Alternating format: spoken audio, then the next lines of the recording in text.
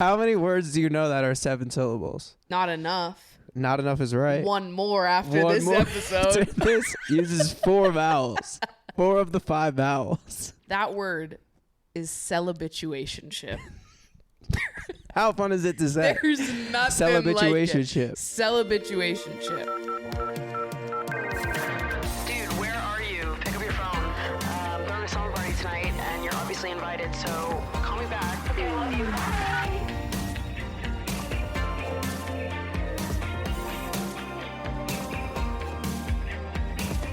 What's up, you guys, and welcome back to Emotionally Online, the weekly summer party for spilling guts and sharing secrets, hosted by yours truly, the one and only Maddie Drossbeck, co-hosted today.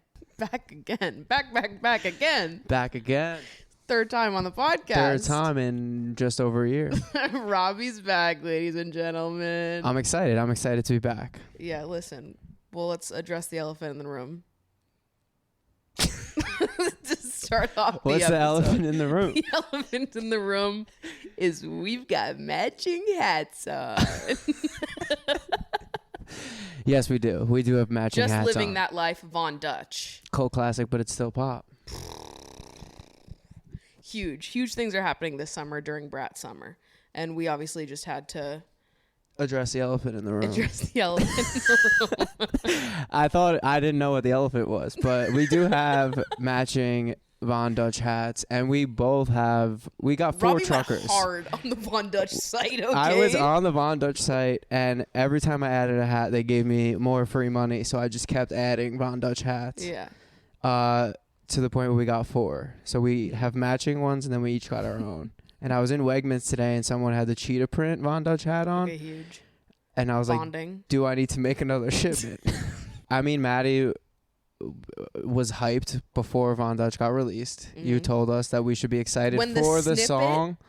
Was put on TikTok. I listened to that fucking snippet for... There's just nothing like it. When I heard the sound of Von Dutch, I was like, this is the song of the summer. You said Espresso, suck a fuck. Von Dutch. Okay.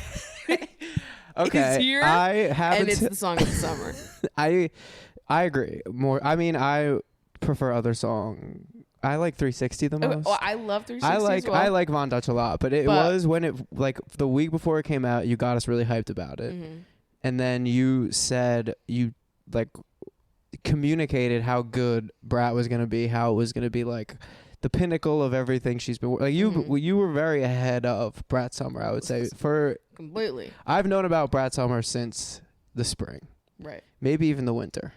I think it was the winter. It was February. February, yeah. So the winter. I've known about this, and it's been like, oh yeah, you can kind of see the future. People are only now giving her flowers in the way that she's deserved, but Charlie's a beast. Yeah, and also someone else you saw the future about, Chapel Roan. Who I found out about last year when we first met, and now is blown up to... So it's like a moment right now where Chapel Roan and Charlie XCX are doing very well in the mainstream, and these are people that you've really been singing their flowers, giving them their flowers for over a year. And you got me to pay attention to them as well, and you were right. So I thank you. Thank you for that. Huge. And now we have matching Von Dutch Von Dutch hats. So Robbie hasn't been on the podcast since December. Yes. 6 months. 6 months. A lot of time to pass. A lot of time has passed. Except I talk to Robbie every single day. We talk a lot. We now speak a lot, I would say. Whereas the first 2 times I came on, that was not in December, as I feel like it was just starting. Yes, maybe. I would say. Hey, 6 months. Time happens. And 6 months, now a lot Robbie's of things one have of my happened. best friends. Yeah, we talk a lot. So listen, we're in it now, bitch. We're in it now. We've been to 2 trivia championships. We have been to 2 trivia. Robbie was last here. Yes. Huge. The only 2 we've ever been to. Yeah, we have 10 or 11 or 12 wins, the trivia team. I believe it's 12 now. 12 wins. This season might be our best season at trivia so far. Yeah. 47, 45, 43. All above 40. Above 40. It's out of 50, so everybody knows really hard thing to it's do, out of 50. And these are tests. Only the best and we're teams getting A's. We are getting A's on our tests. So we've been and these are hard succeeding tests. and thriving at that. Robbie had three, right? 3 successful shows. Oh, yes. I want to thank I came on the show in December, and I did not really. I had the love notes, I think, for the most part, that I had received, and I was like, all right, I'm gonna do the show because I have all these notes, and I posted about the show with all my notes on my floor, and I guess someone sent it to my ex-girlfriend, who, like, my only ex-girlfriend, really, and she was like, oh, I heard that you're doing a show where you read love notes. I have something that you may want. Her favorite movie at the time was 500 Days of Summer. And so for Christmas, I wrote her, like, in the style of 500 Days of Summer, a recap of our relationship.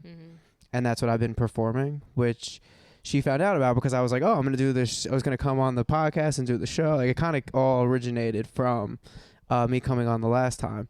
And yeah, I mean, it ends up, I wrote her like a 20-page 500 Days of Summer, 295 Days of Tara is the title of this book, and I'm the main character. And it's not sweet. It's not sweet. I don't want people to be like, oh, this is so cute. It's not sweet. You've seen it. It's crazy. I see why the relationship went bad. I was very self-centered. I was also like embarrassing. And just like I talk about being afraid to kiss her at certain moments. That is sweet. That part is sweet. That is sweet. If I'd never done this and tried to do the show again, I wouldn't have gotten it back. And prior to getting it back, I thought it was the sweetest thing I've ever done in my life. For anyone. So maybe this was a bad thing that you got it back. It's good. Shattered your own personal perception of yourself. I think it's good for me because I'm like, oh yeah, this makes sense. Because this was year one of a 3.5-year relationship. Yeah. That I got progressively worse. Stop. So it was nice to see how I was bad and sweet at the same time because it got, I think, less sweet and more self-centered. But yes, so thank you. That was fun the last time, and the show has grown, and thank you for giving it a place to start, which was here. The show is awesome. If you guys are in New York, happen to be visiting or live here, definitely hit the shows in August and September. Before we get too deep into this episode with Robbie, I have very exciting news for you guys, which is that we have officially decided where we're going on next year's international convention for Lover Girls. All right. The Lover Girls Retreat 2025 is booked. It's happening. And I can officially tell you a little bit more details. So next summer, June 2025, we are going to be going to the island of Crete in Greece. That's right, baby. We're heading on back to Greece. Thank fucking God. I am so excited. The official dates we're going are June 23rd to June 29th, 2025.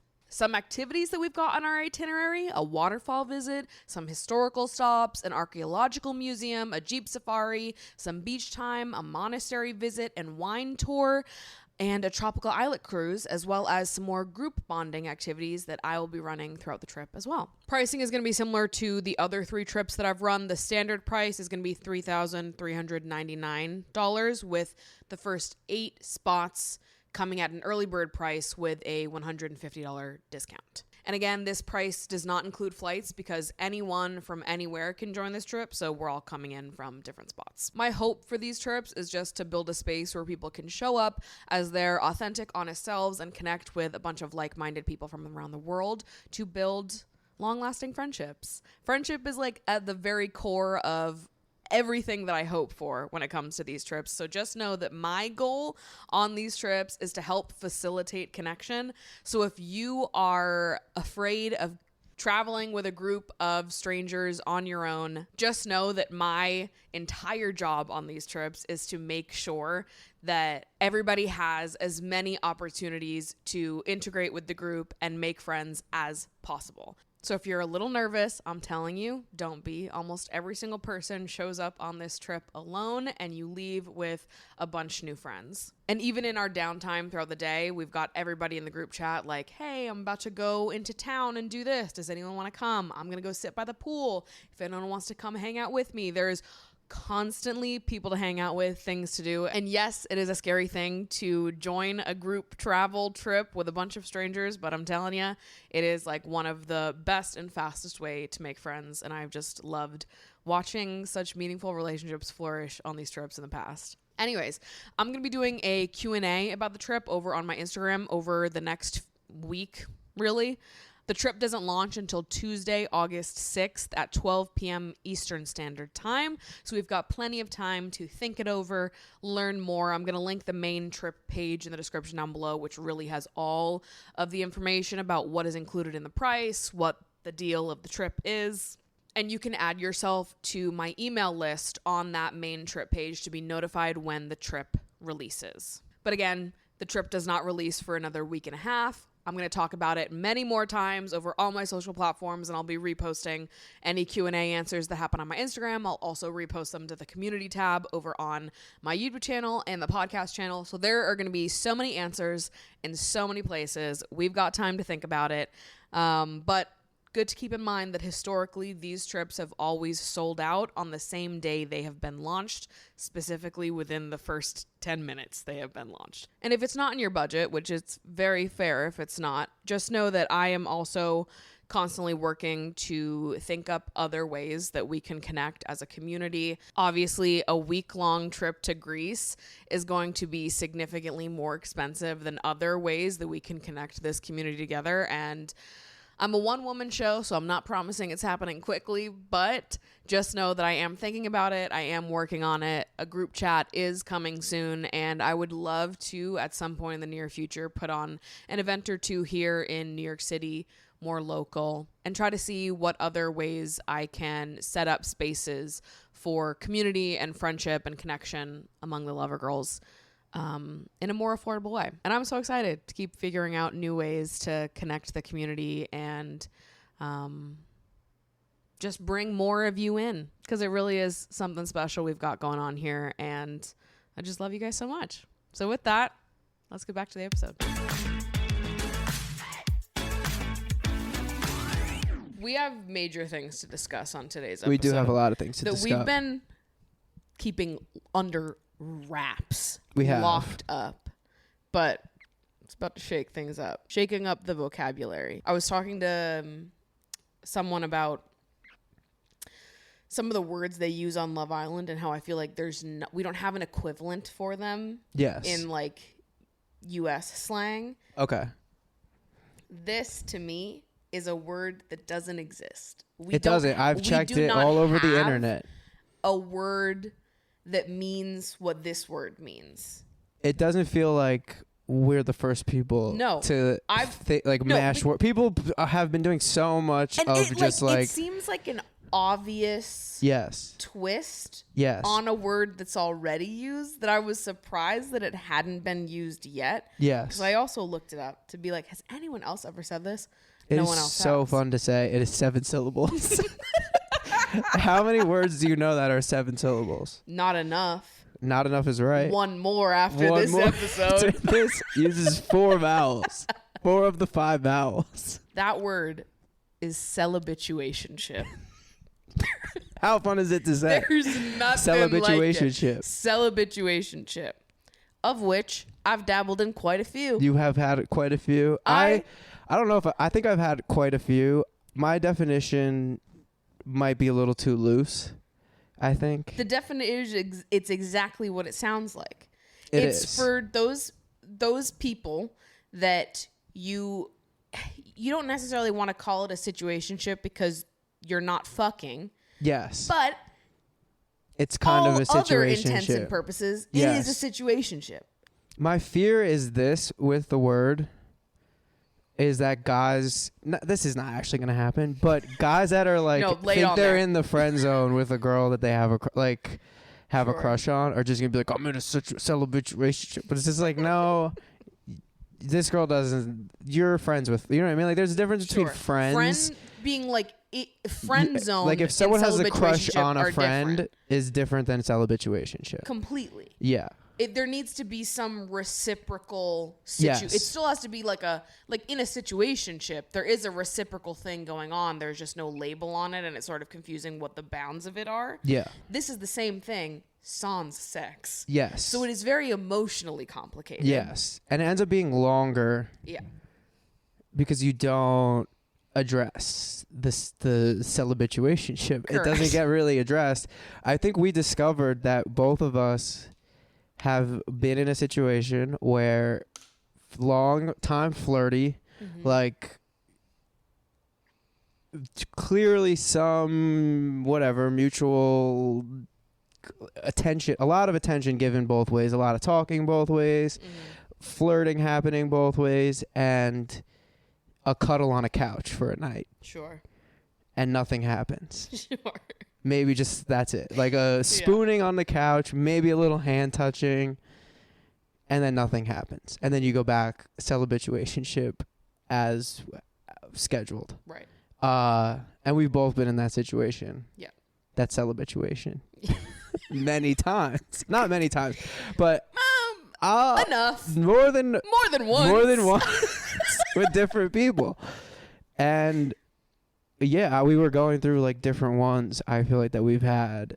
Well, I just feel like situationship doesn't give the full picture, and it doesn't often feel like I would never characterize really. And I kind of agree. I was thinking about this actually earlier. I don't really love the word situationship, especially how it's been overblown. To what it is. Yeah, because people just use the fucking word situationship to describe anything. That? Exactly. What is the situation?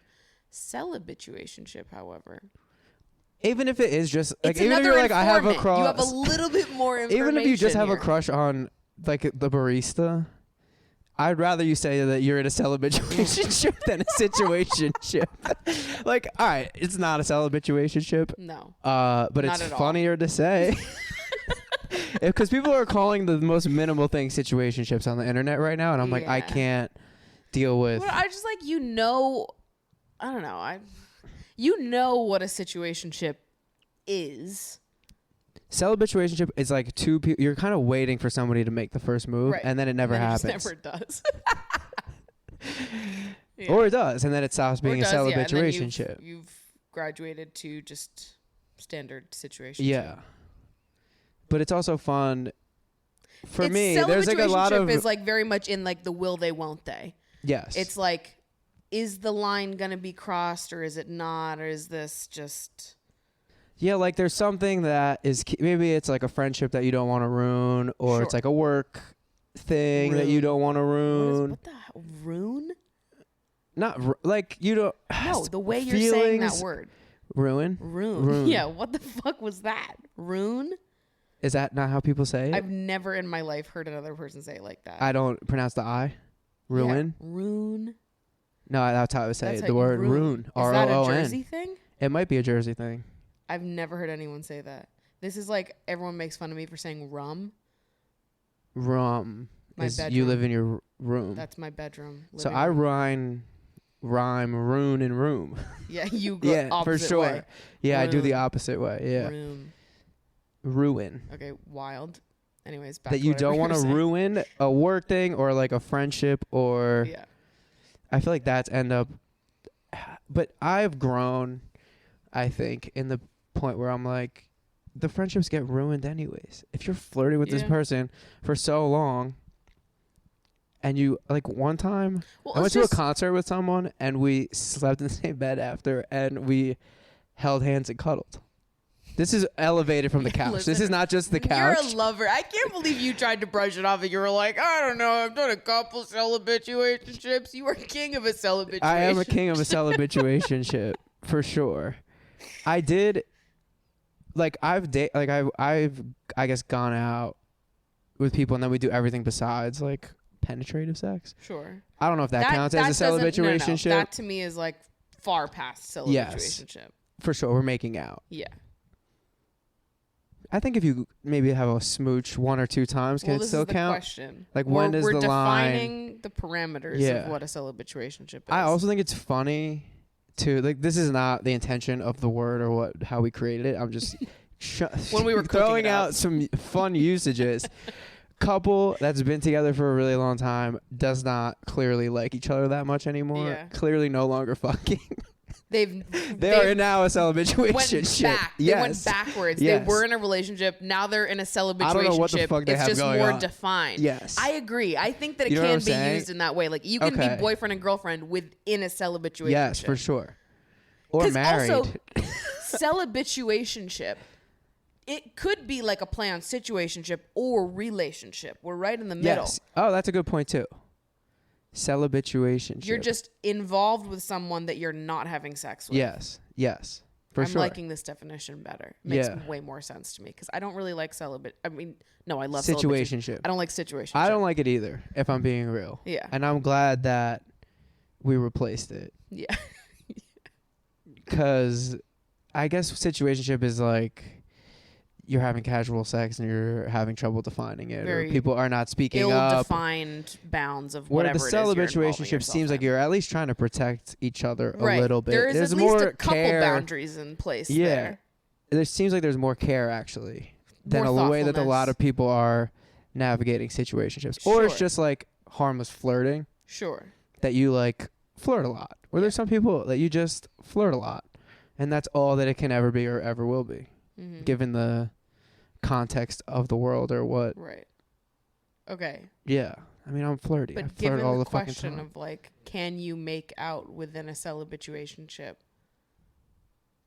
I don't know. I think you can. I don't think you can. Not consistently. habitually, No, yeah. yes, I agree. It can be like If it a happened one once time. and then it went back Yes. to, I think that's like a drunk kiss Sure. like not like we're seeing you can't each like, other regularly making out. Yeah, no. Then we're Then it's past that. But you could cuddle. You could cuddle and you could touch hands. Yeah, but you can't. But it's rare. You can't ever discuss It's rare and you don't talk the like about it. deeper meaning for what that Yes. is. Yeah. It's rare. Like the person that I'm thinking of that I went to the concert with and everything, there was like maybe 3 nights over a span of maybe like a year and a half where we end up laying next to each other. Kind of, we don't really speak about it though ever after. Yeah.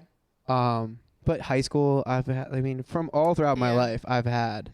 Well, this. I feel like I've had a few different, like the levels with which it was discussed. Okay.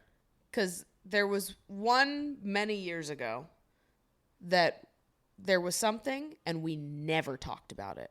Never. Ever. To this day, never spoke about it. But there was But something. you did hook up. No, we never You never hooked up, We but did it was. sleep in the same bed. You did sleep in the same bed.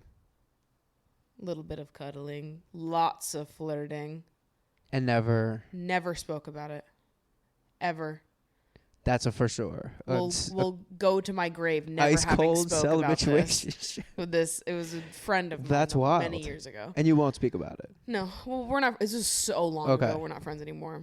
But like that is one example. But I feel like I've also had other situations where the connection and us being more than friends was acknowledged, but it wasn't necessarily acted upon farther than that. Okay. There was acknowledgement in ways that it wasn't in the other situation, but I that's sort see. of where it so started. there's and the ended. two sides of that too. But I think they both fall into the Yes, celibatuationship category because even if one was acknowledged and one wasn't, I still categorize them the same way. You could feel a person's energy. You don't actually need to say it in order to know it. Yeah. For most people, for me and you. Sure, yeah. Some people might just be like, everybody's like, oh, clearly there's some tension where it's like, all right, there's zero tension. You just, that is not the case. I also I like the introduction of new words to describe phenomena that exist. so that I can use them with my therapist. That's nice. Because a conversation that I have with my therapist a lot is sometimes I'll be like explaining a situation to her, explaining a dynamic, and I find myself like over explaining when I don't have an easy word to use to describe the relationship. And then I feel like it's almost like you make yourself feel crazy because you're like, well, I know we're not this, but I feel like this and this happened. And so this is the vibe. And you're like explaining your dynamic with someone without having a good word for it. And my therapist is always just like, just say you were dating. Yeah. And I was like, I used to be like, everything is a relationship. But it's not like a great term. Yeah. Because if I say that I dated this person, that has like a whole other set of like assumptions that people make when I'm trying to explain it. Because I'm like, okay, well, that's not the full picture either. Yeah. But like emotionally, I had the same experiences if that label was there or not. I'm still processing it in therapy the same way. So with my therapist, it makes sense. Yeah. But she just wants you to simplify it in that way. There just needs to be more words. Yes. She's like, I get it. You can just say dating because I know the situation. Yes. But when you're speaking to other people we just don't have enough words. I agree.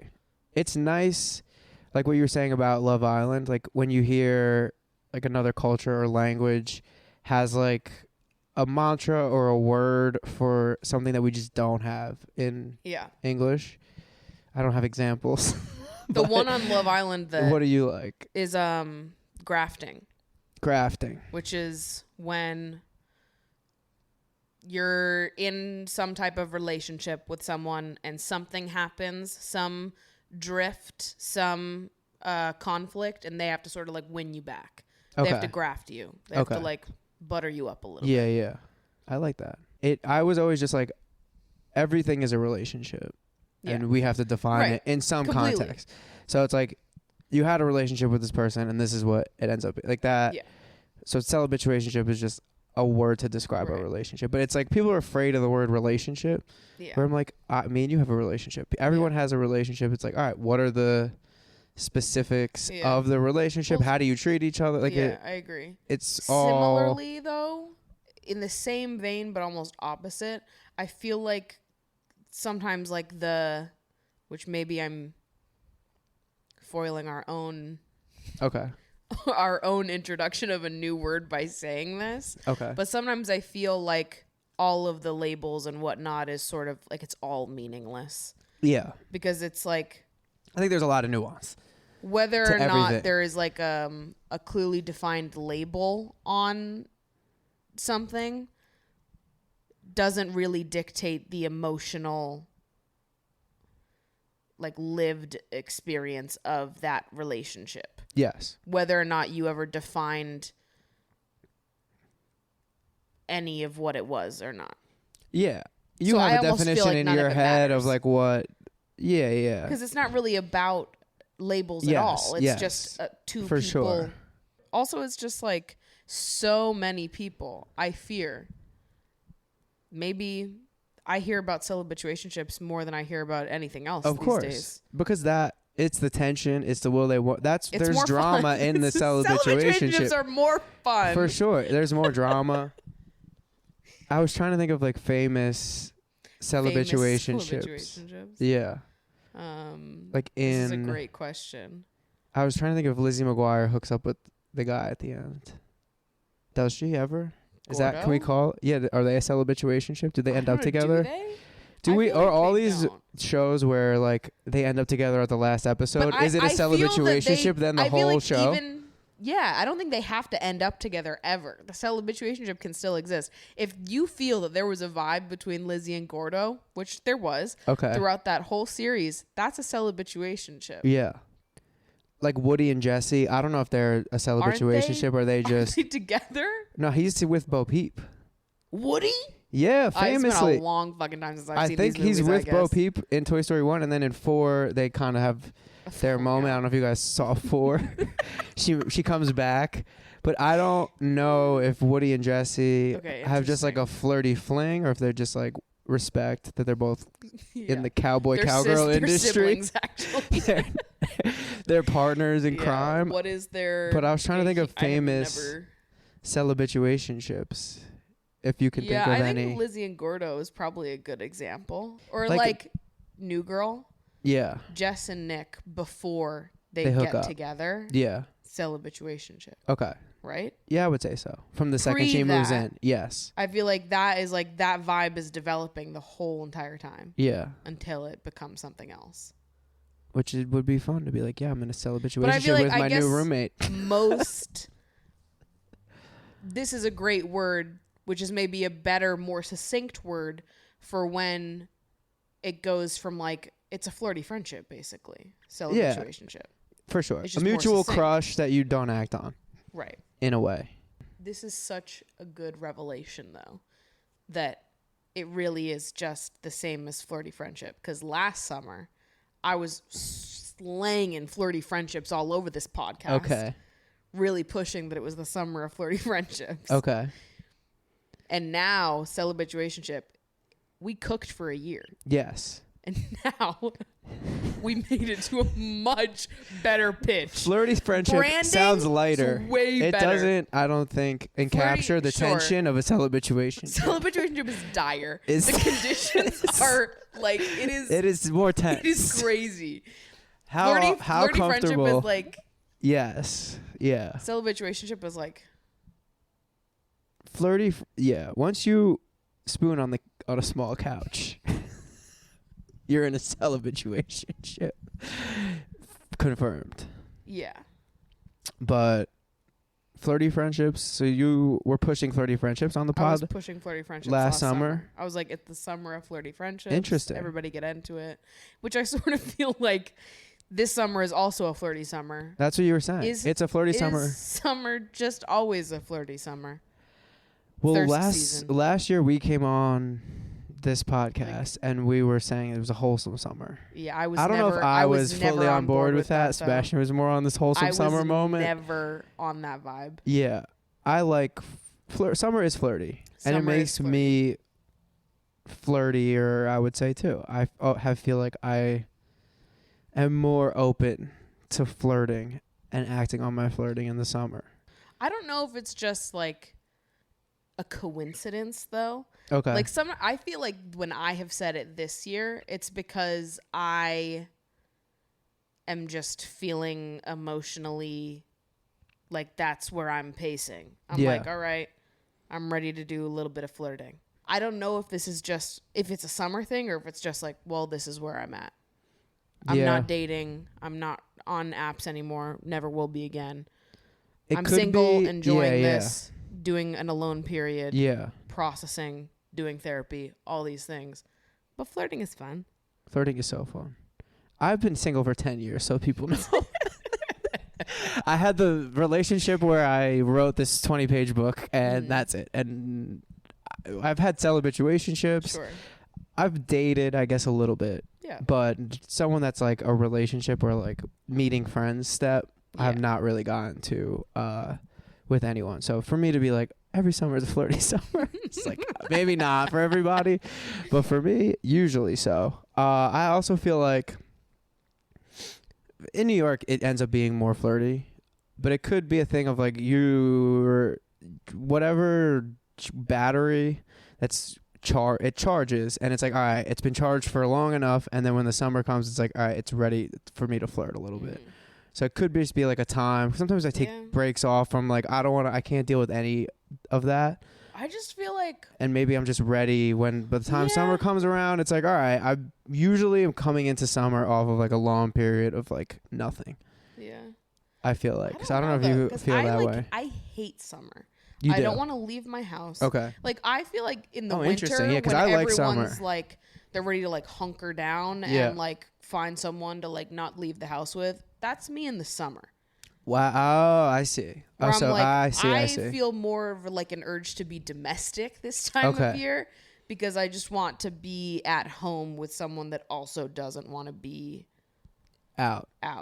Unless it's like I'm at a pool or something where I can be submerged in a body of water, keeping my body temperature down. Yes. I don't want to be hot ever. Yeah. So that to me is almost like you would think that would make me not want to flirt because it's like, oh, it's hot and that's what I'm thinking. Gross, and I don't like the fashion, so I don't even feel as good this time of year. Like I just hate everything. I want to stay inside and talk to no one and do nothing. But I do feel flirty. Against all odds, you're going to be flirty. Yeah, so what does flirting look like for you? I've been told I'm very flirty. This is feedback you've gotten. By, yes, the men at my gym. Okay. No, a lot of people have told me I'm flirty. Yeah. All across the board. I've been told I'm flirty. You have a flirty personality. But what is flirty? What does flirting mean? How do you flirt?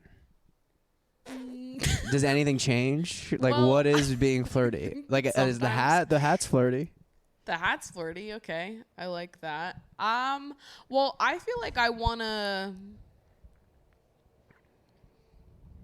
challenge myself to be a little bit more flirty in person. Okay. I had like a flirty moment. I don't know if I might have mentioned this on the podcast, but there was some very good looking man that stopped me on the street a month ago to compliment my dress. And I felt like in like the brief interaction that we had, I like left that interaction being like, I wish I leaned in more. A little more. I like smiled and I gave him a good reaction. Yeah. And I was, I felt like I don't know, but I left that being like, damn it, I should have done more. Like I should have done the bold thing. Yeah. And like, I don't know, but I get too nervous to do those things. So I don't, even if I in the moment know that I'm like, I want to, I'm just too nervous. So my idea of like a flirty summer is more like me challenging myself when I have those situations happen to like say the thing I want to say. Not because I want anything to come from it, just because I want to indulge myself a little bit. And do the scary thing. That's it. It's just more of just like a challenge for myself to make sure I can do it. Yeah. I just talk to strangers. Yeah. I try to make people laugh a little. Like you don't want to be like annoying and like, I'm not trying to say jokes. I don't like jokes that much.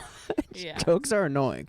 Like real, like something that's like a punchline or like I'm trying to make like a comedic premise out of my popcorn that I'm buying at the store. Yeah. But like you can just, I don't know. I feel like I'm just light. I ask somebody how their day is going. Yeah. And then I'm a little self-deprecating. I don't know what I do to be flirty. I don't know. Smile? What? How am I flirty? How am I flirty? Because I'm apparently really flirty. Yeah. I do talk a lot to strangers. You just have like a flirty personality, I feel. Okay. You're just one of those people. That's just because it's hanging partially, with everybody. I feel like a lot of like funny, charismatic, outgoing people are flirty. It's just like a part of being a people person and like knowing how to work a room. It's just you end up being a little flirty. Yeah, I think you and Sebastian are both very flirty, just based on the fact that you are funny people who talk for a living. Yeah. I think that makes you naturally flirty. Yeah, I could see that. I could also see some famous comedians being really bad at flirting that have got podcasts. I don't know how well Joe Rogan's flirting. I mean, Joe Rogan, I bet you could flirt. I think if you go too far into like the bro universe of it all, then some of those guys won't be able to. Yeah. But otherwise, I feel like you end up being a little flirty. Yeah. Yeah, I don't know. Well, it's flirty summer. I'm flirty all the time. 12 months out of the year. It's scary though. I feel like I'm better at flirting through my phone. Most people are. I'm better at flirting Most people when are. I can draft a little, like when I can workshop it. You know what I mean? It's a skill to be flirty on the fly, baby. Flirty is. It's hard. It is hard. It is hard. I'm like, and that's partially because most of my dating experiences have been originated online. Yeah. Yeah. Close to all of them. Like it's few and far between. Even the people that I haven't met off dating apps, most of those people I still met on the internet. Yeah. I'm notorious for finding someone that I think is cute on Instagram and just liking their like 6 most recent pictures and waiting for them to DM me. It always works. Yeah, it does work. It does work. I've fallen for that. For sure. It's flirty. That's flirting. That is internet flirting for sure. But I feel like most of the people, if I didn't meet them on a dating app, I met them by doing that, or they're people I have just like known for a long time. Yeah. But I've never like dated or I've hooked up with people I've known for a long time. But yeah. But not dated. No. I also want to say I'm bad at flirting a lot of times too. And I really struck out with flirting in my life. I mean, recently. What's that Aerosmith lyric? You've got to lose to know how to win. And I lose. And you lose. I for sure you know lose. How to win. Yeah, I've learned, but I lose a lot. I don't want people to think I'm just out here flirting and it's always going incredible. Like sometimes I don't speak. Sometimes I like can't formulate a sentence. Sure. But that works. You think so? Yes. I don't know. It does. It does. That's not when I feel at my best. That's when I feel like the world is crumbling and I'm like, all right, then you just think I'm cute.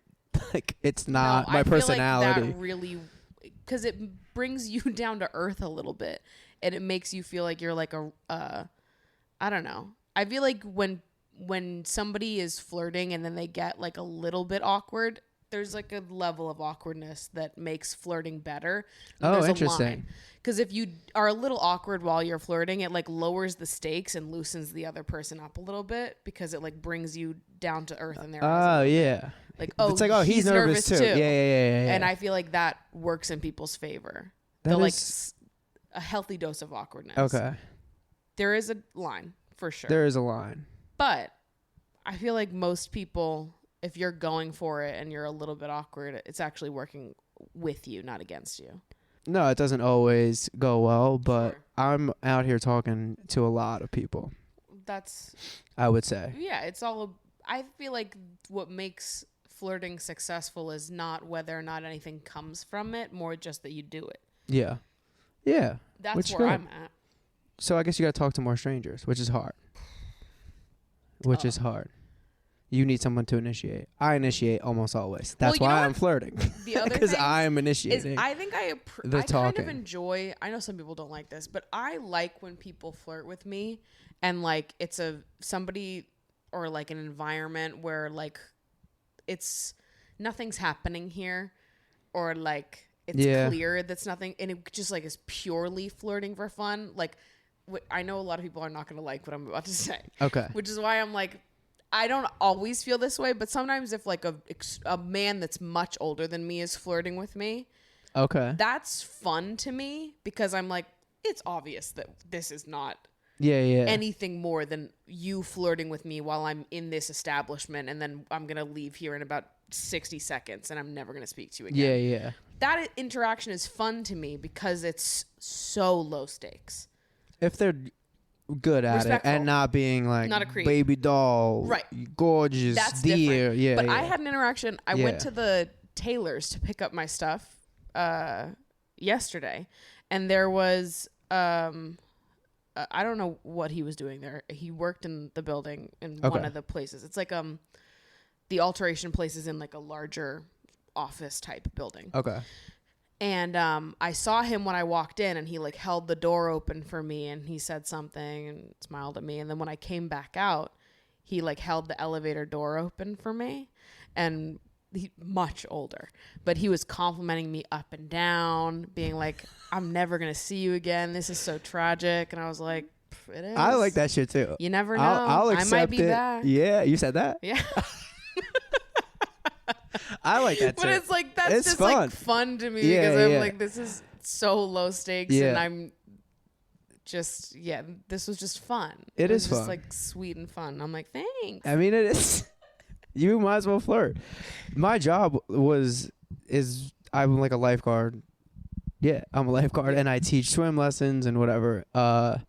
Coach a swim team, but the lifeguarding piece of it, we're encouraged to not flirt, but be friendly towards the members. Remember everybody's name. Like, remember a small fact about. That's like, that is kind of just, I gotta just flirt all day. A little bit light flirting. Yeah. Like, not like hitting on someone. Sure. Or making someone feel uncomfortable or like speaking to their physicality or something like that. But just like be airy, remember something about them, smile, laugh. That's flirting. Yeah, completely. And that is, I guess, just flirty energy. Yeah. And that's why you were hired. Yeah, that's why I was hired. It's a tough gig, people, and I'm good at it. Maddie helped me, spiritually helped me, and physically helped me. I did a show recently where I had to lip sync for my life, and I know that you're a director. Sure. A choreographer. Been known to be in the a director, a choreographer, a creative director. you can bring the drama. Can see what the people want. The vision. You have visions. You know what the people want. Yeah. You saw that they were going to love Chapel Roan. You saw that they were going to love... Plugged in. You saw they were going to love Charlie. What gets which the people I going? do the show, and I had to do like a lip sync for my life for Espresso. But also end up having to do a lip sync to 360, which I know all the words to because Maddie put me on. So I need to appreciate all of that. But it was... Yeah, I had to learn all the lyrics to Espresso, which I did. I learned every single word in order.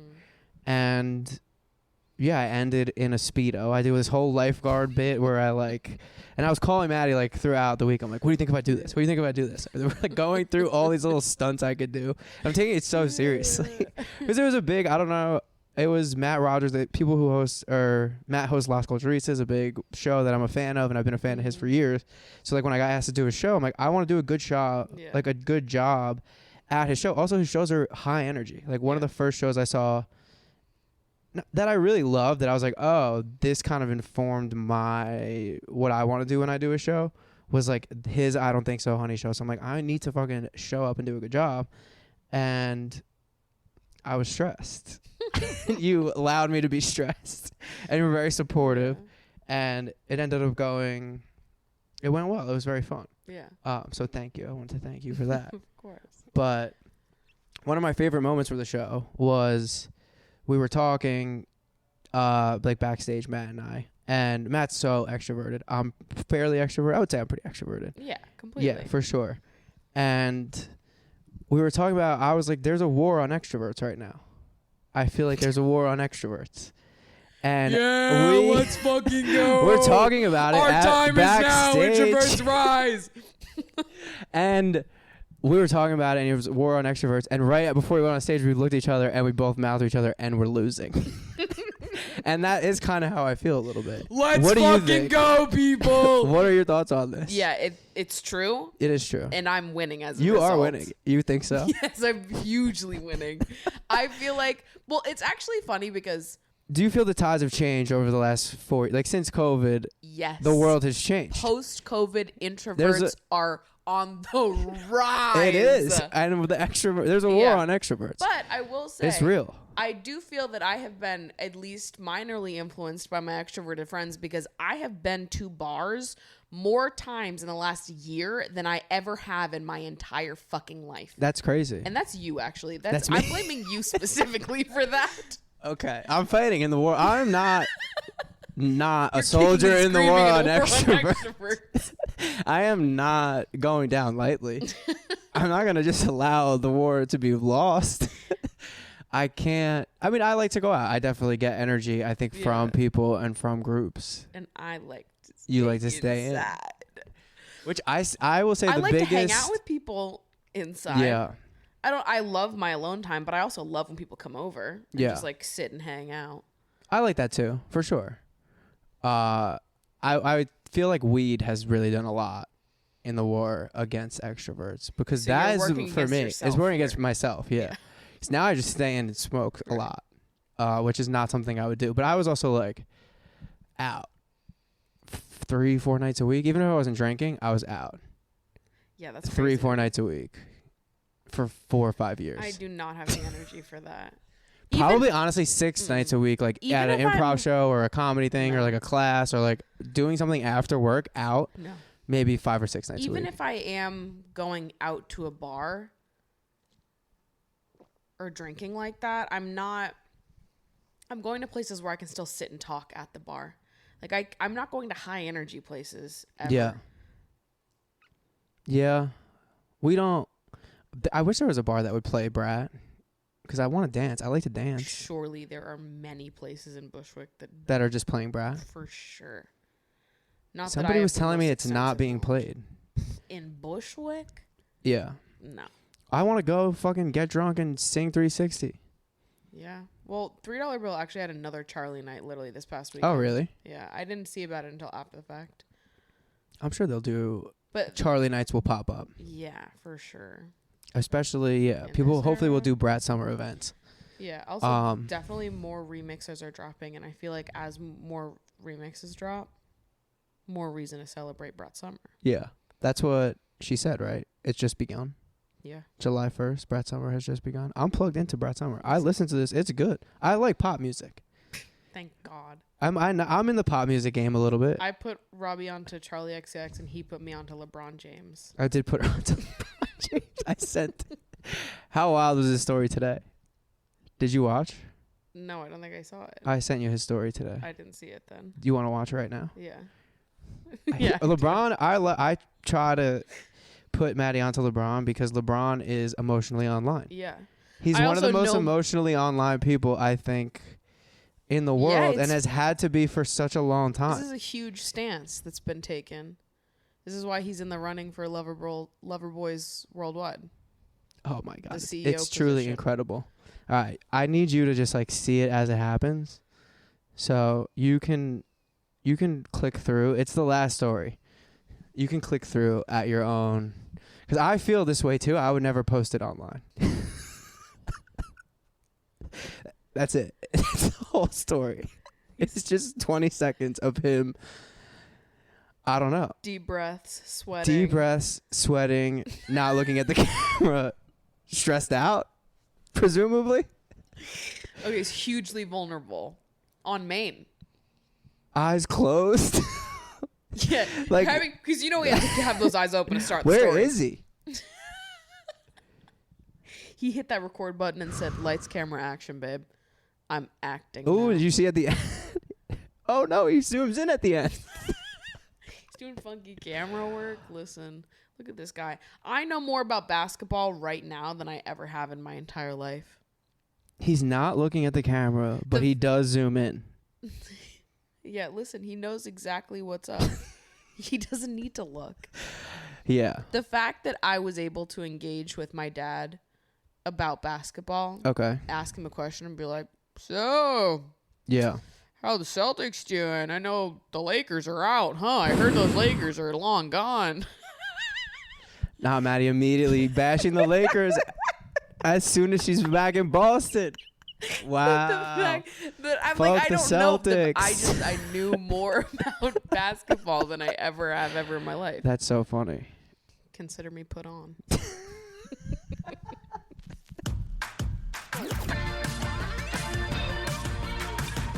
Saw Inside Out 2 a few days ago, and there was, this is not a spoiler, this is such like a brief moment in the movie. It's like a 2-second thing that happens, not a major plot point whatsoever. But at one point, there is the featuring of Mount Crushmore in Inside Out 2, which is like 4 of the main characters' most like prominent crushes in her lifetime, carved like Mount Rushmore. So I've been asking everybody after seeing Inside Out 2 if you have an immediate response to who would be a part of your Mount Crushmore. Because I went through mine with Ashley. There's 2 of mine that are locked in. Okay. Never to be altered. They're in it. Because they like my crushes and my experience liking, like it fundamentally changed me as a person. Altered the trajectory of my life. My 3rd and 4th slot, I feel could change as time goes on. They feel the most prominent right now. I don't know if they'll feel the most prominent forever. It's kind of, all right, if you end up like dating or hooking up, can they still, yeah, if it grows beyond a crush? I think a crush is permanent. You could marry your crush. You can be married to your crush. I think a crush is like everlasting. Not all relationships start from a crush. I would even say that most of the relationships now don't start. They start from like a dating app or like you could obviously develop a crush. I feel like sure. If you have feelings for someone to the point where you're entering a relationship with them, that's your crush. Yes. I feel like for me, crush has always been like I have to be around them a decent amount. Like I need to almost be in a celibatuationship for a little bit period of time. But if you were gonna date them, they would be your crush. Like if I meet someone for a first date and the first date is the first place we meet, I wouldn't classify that person as a crush, I guess. Like crushes build, and that like for me, like a crush is like needs 3 months of marination before it could even be like. Okay. Well, especially for this in this context, this it's crushmore, the most formative crushes for sure. in your life, the ones that literally like changed you, and impacted you deeply. There's one for sure. Who I still see, and we have never. This is a celibatuationship, celibatuationship that I had in high school. We'll say. Okay. For sure. That would be one. Mm-hmm. What was the impact on you? What made it formative? I don't know. It was just like such a big part of my friend group. Everybody knew about it, and it was just talked about a lot, and it was just kind of like a punchline about my crush on this person. It was very public to everyone besides her. Okay. And I would talk about it, and it was just like everybody kind of knew the situation, I guess. I looked up to her. I would say more than anything, I like wanted, I don't know, she was kind of like a role model, I guess, for me when I was in high school. I don't think she would listen to this. I don't have a crush on her anymore. I do not have a crush on her anymore at all. You're 30. At all. I'm 30. You're good to talk about. But we see each other still as friends, and it is not that. Yeah. But that's one that I would say sticks out for sure. I had like a crush on somebody in my improv class that we would talk a lot. And she's married now, but she went to like Michigan for theater school, and she put me onto a lot of like, she told me to go see Dear Evan Hansen. She would huge, but she was also like this archetype that I would no longer really like that much, I would say. Okay. I imagine your ex is a part of your Mount Crushmore as well. I don't know. I feel absolutely yes. But we were just like, I don't know. I don't know how much time I spent like being like, oh, I guess a little bit for sure. Yes. She's like my only person that I've ever loved. Like, I don't know. Yeah. That. Do you think so? That's formative. Yes. Like but I don't view her as a crush. I view her as like so much more than a crush, I would say. You're underestimating the power of the word crush. Okay. And then I would have to put someone that maybe I would put someone just because of right now. This is super changeable. But someone I had a crush on last year that I also no longer have a crush on at all. Okay. But yeah, she's iconic. She's iconic. I don't know if she's iconic. Well, she is legendary. She's legendary. Nobody can say if it's positive or negative. Nobody can say if it's positive or negative. Maddie she is an icon did tell me last week, I fear I'm not a fan.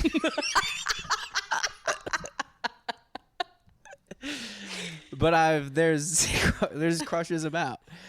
So she's just very prominent, I'd say, in my life now. We don't see each other really, but it was like one of my first, because to me, like a crush, you need to be exposed to each other for a lot, and it's not acted on.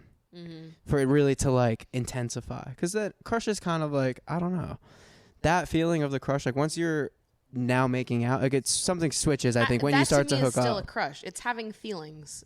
Crush equal sign. To me, crush is like the anxiety of not knowing and the tension. It can be like the tension of like. But I would like when I'm at a loss for words. Like I'm nervous to talk to. Like I lose the nervous to talk to someone once we're like kind of in the thing. That. Yeah. But I someday when I get married, I will be married to my crush. For sure. That's the wording that I would use. That's true. I married my crush. You married your crush. And they're still my crush. That's cute. My first two on Mount Crushmore. Well, one has got to be the person that we read his note. The thing. Yes, he's that's number one. Gotta be. Yeah. He's the first. I was gonna say that's the first person I thought because of. He was the incredible first person that I ever had like intense feelings for. Yes, and it's so I do love thinking back to that because it's so cringe, but it is also so sweet that I just like had so many big feelings that I had no idea what to do with. So I just told everyone that wanted to hear about it. Wrote it down, a list of 100 things that I liked about him. Like it.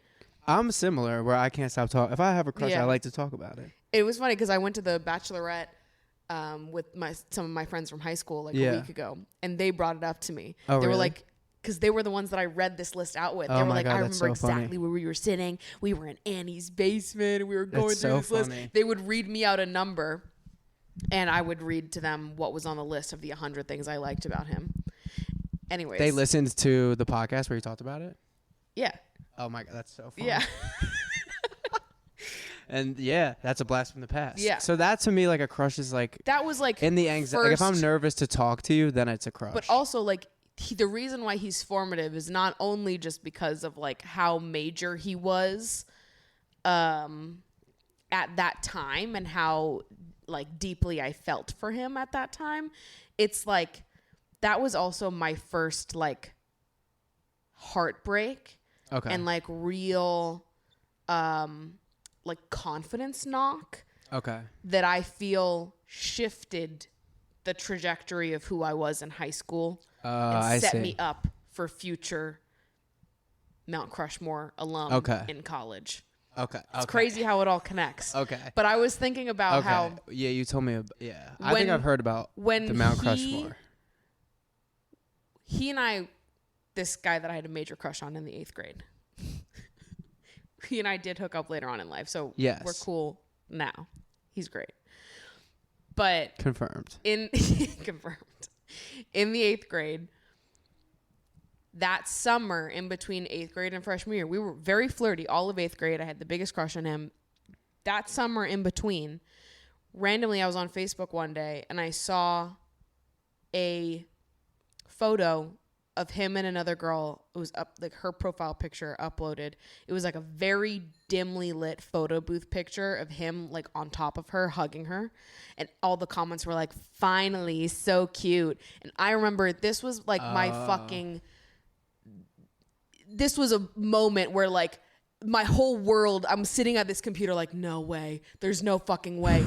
And I didn't want to believe it. I was like, there's no way. We've had this beautiful crush going on for the last year, and now who's this? Yeah. What happened to me? Yeah. And I had this moment where I was like, it pains me to look back on this now because it's a feeling that I've felt so many times since then. But it was like the first time that I realized that like no matter the like length of time or effort or amount of myself I put into something, some people were still not going to choose me. I could show up as like my best self and I still could not be chosen.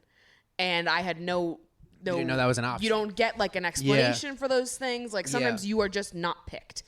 And that was the first time. Did you really throw your hat in the running to be picked? Yes. Oh, he knew. He knew. Oh, okay. And so that was like the first time that I was not picked. Yeah. And that I ever had tried to be picked. That I ever made myself vulnerable in that way. And then like a month later was when I saw him grinding with her at the school dance to In the Dark by Dev, which I've definitely mentioned that before because that was another moment where I was crying in the bathroom. And I remember him asking me, are you okay? I was like, no. But that was like a moment that deeply altered me as a person. Yeah. And I didn't have any other crushes to that degree. Yeah.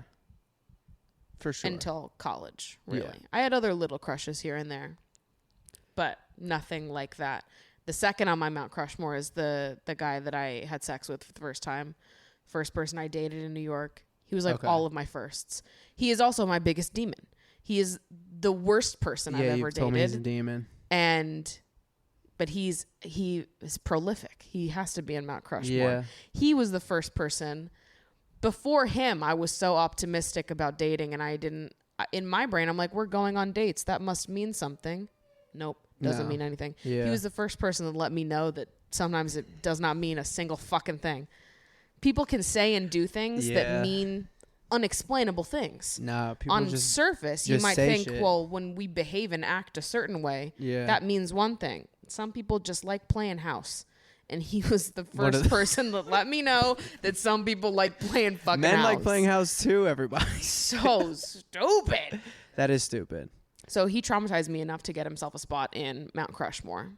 Okay. My other two are the ones that I feel could be interchangeable. One is the guy that was the catalyst for my year of no dating. I actually don't have any beef with him whatsoever. I think he's fine. emotionally he has things to work on, or he Okay. had at that time. He shouldn't have been trying to see me in any capacity. He was not emotionally ready for that, and I think I just got sort of Lover Girl, CEO of Lover Girl Worldwide. yeah, I just, some people are not emotionally equipped to do what they are claiming they're ready to do. He was definitely not. Okay. He was the person. That's the annoying part, claiming to do. For Don't sure. tell me And this. he was someone who, after my thing with him ended, he was the one that like pushed me into my year of no dating. And he was also the one that challenged me throughout my year of no dating, because he was trying to come back in my life while I was doing that. And I feel like I had so many good reflections because of him around that time. Okay. He was the first person that I ever really made clear what it was that I wanted, what I expected, what I was looking for. Before him, I was so, because of the first guy that I mentioned, the college guy, so the second guy actually. Because of him, I was so nervous to say what I wanted when I was dating people, out of fear of being seen as too much, or like squandering my chances with someone by being too like difficult. And so I often I would be too flexible. I would make myself too available when people would ask me what it was I was looking for. I would be like, well, we'll see. I don't know. Even if that is not how I felt, because I wanted desperately to be chosen by someone. Yeah. And he was the first person that I ever looked at and gave it to him completely straight for what it was that I wanted and what it was I was looking for, and like laid it out on the table. Which is good. And I've done it every time since then. But it was like, he was the first person, he like woke me up a little bit. I had so many good reflections because of him that have been like ultimately very healing and good for me. And he was the first person that I was ever like truly unapologetically myself in like the dating space. Yeah. And what you wanted. And this was Which is good 3 to lay years that ago out. now. Yeah. And in the last 3 years, me You've been dating very in the direct. last 3 years has been totally different than how I was pre-pandemic. Which is great. Yeah. And so, but he could be replaced in my mind. I mean, it does sound pretty prominent right now, but I don't know if in a few years there's going to be other things that happen, like the prolificness of it all. You kind of just got to let it live in. And then you're learning lessons. I'm like, Totally. I learned about Ben Platt. Mom, like, how mine is like deep the ones and that like intense alter me. So that's why I feel like my final 2 Mount Crushmores, I'm like, maybe right now it feels the most prominent to me, but that's because it's more recent in my dating history. Yes. In another 5-10 years, is it going to be as prominent as the first two feel? I don't know. Yeah. We'll see. You'll see where it lands, what you grew from. But I think Mount Crushmore can change. Yeah. This is my current Mount Crushmore. I am measuring it on how nervous I am to talk to. Or how nervous I was. I had a crush on my friend freshman year of high school, and we have a beautiful friendship, which is nice. Mm-hmm. And it grew to that because I was too nervous. I would we would be really flirty, like passing note, like whatever, but I was too nervous to make a move. But I've this girl that I had a crush on in high school, and I still follow her on Instagram, and I still have a crush on her. I think I would not know what to say to her if I saw her. She's been my IG crush, I call her. Okay. For a long time. Is that Crushmore worthy to you though? Well, because we had lockers next to each other throughout high school, and she was just like what too were cool. The crushes that like, altered you as a person though? That changed the way you interact with people and dating and expressing your feelings? Someone else I had a crush on, for someone that I got to act on the crush. It's all like high school. I haven't really allowed myself to have crushes. I don't know if it's changed the way I dated. I like my ex, obviously, but I don't even. We didn't have that long of a crush period. I think we just are way too deep in the. I like the celibatuation of it all. I like the crush of it all. Like I like the tension, the crush. Like I don't like it, but I think that is what makes a crush a crush to me. Is like. The excitement of won't they answer, like all of that kind of stuff. Yeah, that's part of it. It's fun. That intensifies it. I was like a goody two shoes, I would say, for most of was sheltered. I was a little naive. I didn't drink until I graduated. I did not smoke weed until a few years ago. Mm-hmm. And I had a crush since middle school on someone that was just ahead of me in all of those things at the time, we'll say. And we hooked up for a summer. We made out for a whole summer. My junior year. So I started having a crush on this girl when I was in 5th grade. Mm-hmm. And then my junior year, by some stretch of imagination, we went to see Up. She gave me a hand massage the whole time. We don't kiss. That's cute. We build towards. We were doing like a triathlon together where we would just like kind of train, and then eventually, I think after like 2 months, we made out. Okay. And then we had that for a little bit, and I think I might have talked about this the last time I was on this podcast, but she broke up with me because I refused, quote unquote, to have sex with her. And I was like, I didn't know that was an option. Like, I didn't know. I don't know. I was like, making out was like where I'm comfortable. Like, we maybe did a little hand stuff and made out. And like, I did not make a strong enough move, I guess, a few times. Like, I was moving too slow for her, which is ultimately, I guess, why it didn't work out. And I wrote her a note that rhymed. It wasn't really a poem. It was more of a rhyming note. And she read it to the entire swim team on the back of the bus. And I don't know. But I always think about, I still think about my, I guess, high school crushes sometimes. And the lessons I learned from them. But I don't know. Really, over the past 10 years, I haven't had, because I think for me, a crush, I need to see them regularly. And there needs to be like communication that makes me nervous. Okay. And then like I'm like, that's kind of how I like now with the job that I have. Think would be in your crush more. Okay. Circa How to Save a Life. No. Yes. No. At least recent. That is absolutely who should be in your crush more. I don't think I had a crush on her. Are we thinking of the same person? Yes. I like was surprised by her wanting to make out. Okay, but you were like, down. I didn't think I was down for sure, but I don't think. See, that's what we have different. You just need to like take it as like feelings. Feelings. Crush equals feelings. See, to me, crush is crush is nerves. Listen, I appreciate. You know what I mean? Like, I appreciate your specificity, your commitment to specificity. Like, imagine from 5th grade to 11th grade, you have a crush on someone, and then you finally get to meet. Like, did it feel crazy when you? When I had sex with him? Yeah. Yes. It was.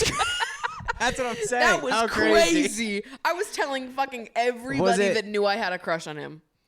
Like, what? The second you kissed, it must have been crazy. It was funny. It was 2017, it was way too many and I years liked after. him in like 2010. So I'm like. So similar.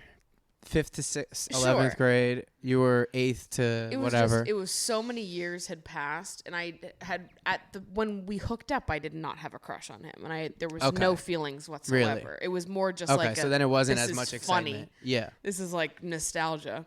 Yeah. This is what my 8th grade self would have like died for. Yeah. My 8th grade self is like punching the air right now. If only she knew all those tears that she shed. Yeah. As I witnessed him grinding in the school cafeteria in the dark. If only she knew that all these years later you would get it. You could peg him. It would all be okay. Incredible. No, to me it's the tension that makes the crush, but I see what you mean. All right, so just love interest, my Mount Crushmore in that way. That have altered you as a person. Yeah, that would be in recent my memory. ex, for sure.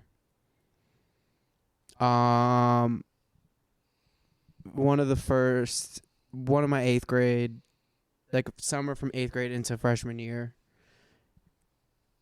I would say that person that I was kind of like making out with. And then it would be someone from high school. Maybe the So high school the was person that for you. Yeah. A lot of crushes. Okay. Less crushes. Now that I have... Not college? No, I had a girlfriend in college. Was it all of college? Most of it, 3.5 years. So there was people I thought were cute at college. I had a crush on, like... The person that I had a crush on, I took to my senior year formal. Me and my ex were broken up. And I blacked out and threw up in the hotel room. Apparently we made out. I don't remember that at all. I would have loved to remember it. She's married now. Because I thought she was beautiful. She is beautiful. But not really, I would say, in college. I would no. love to remember it. And then not really, like, how could I have like, I meet somebody through an improv class? I would maybe be exposed to someone over a long period of time. A lot of my I didn't date at all. I didn't go on dates, really, from moving to New York to when COVID happened. I did not go on a single date.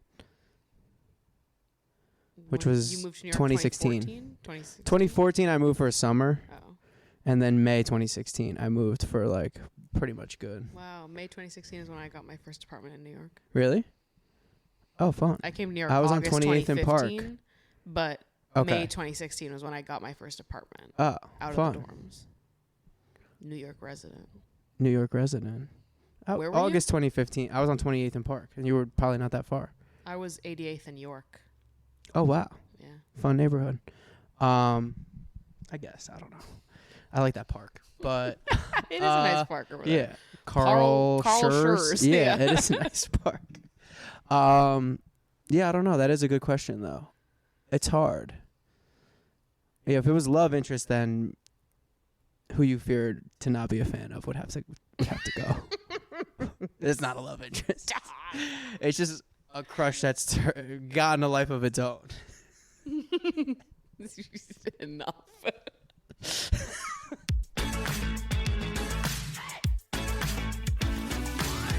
All right, I pulled a bunch of audience submissions. We've been going for hours at this point, though, so we don't have to do a ton of them. But as always, if you guys want to submit to the show, there is a box in the description of every podcast episode. And I'd love to hear the juice going on in your life. So please feel free to keep submitting. I go through the box every week. Hi, Maddie. I've been watching your content for a couple of years now, and I really admire your mind, passion, creativity, your insight, and perspective on everything you choose to share. I'm sending you this very long message because the last month has been pretty challenging for me emotionally. My boyfriend and I have been together for almost 4 years, and we've been living together for 3. Although he leaves for the summer months for seasonal work. I am 27 and have been in situationships and in another long-term relationship, and trust me when I tell you that I never believed that a man like him even existed. He's so emotionally intelligent, unbelievably funny, so honest, he's an amazing listener, while also good at expressing his own feelings. He shows me so much love and appreciation and always stresses how proud of me he is. I'm like losing my mind right now. We've had endless, deep conversations about our pasts, our traumas, our experiences, etc. We've been through so much together. We love and trust each other so deeply. But about a month ago, I went to turn off his laptop and I accidentally opened one of the recently opened documents, which was a nude picture. I completely lost it, thought he was cheating, and opened the whole folder, which was filled with at least 30 pictures of nude women. I know he occasionally watches porn, especially when we're apart, and I've told him that I still don't know how I feel about him doing that. He never mentioned that he had a full folder of nudes of women, most of whom he has been with since he was 16. I called him out immediately, and after 4 hours of us talking and crying and me asking every possible question I could think about, him being so vulnerable and open about everything, I tried to understand and give him another chance. He assured me that he rarely used the pictures, but most importantly, he didn't feel anything other than arousal when looking at them. I asked him what turns him on when he's watching porn. Is it just the act of sex, or that he wants to fuck the girls that he sees? He said just the act of it. I asked if he fantasized about having sex with the actual woman in the pictures since he's been with them in the past. He said no. If there are pictures in there of his 2 long-term relationships that I know he had deep feelings for, he still said no. If he wasn't satisfied with our sex life, he still said no. If he wished I looked more like the girls in the pictures, he said no. He said he believes that he was holding on to the folder, especially during times of deep insecurity, because of the idea that some woman wanted him enough to send him nudes made him temporarily feel more confident, but at the same time, it always felt like something dark. He never felt good after using the pictures and believed that it was just one more way that he subconsciously would punish himself. He also said he had thought many times of erasing everything, and finally did after the incident. And he said he felt more free. He couldn't stand the idea of losing me for something like that because in his mind it had nothing to do with me. Of course, there are so many more things that were said during that conversation about family trauma, our experiences with patriarchy, and many, many more. I truly believe everything he said. I know his whole journey and recognize that this incident brought us so much closer and opened the conversation for expressing such deep things. But at the same time, I still feel hurt.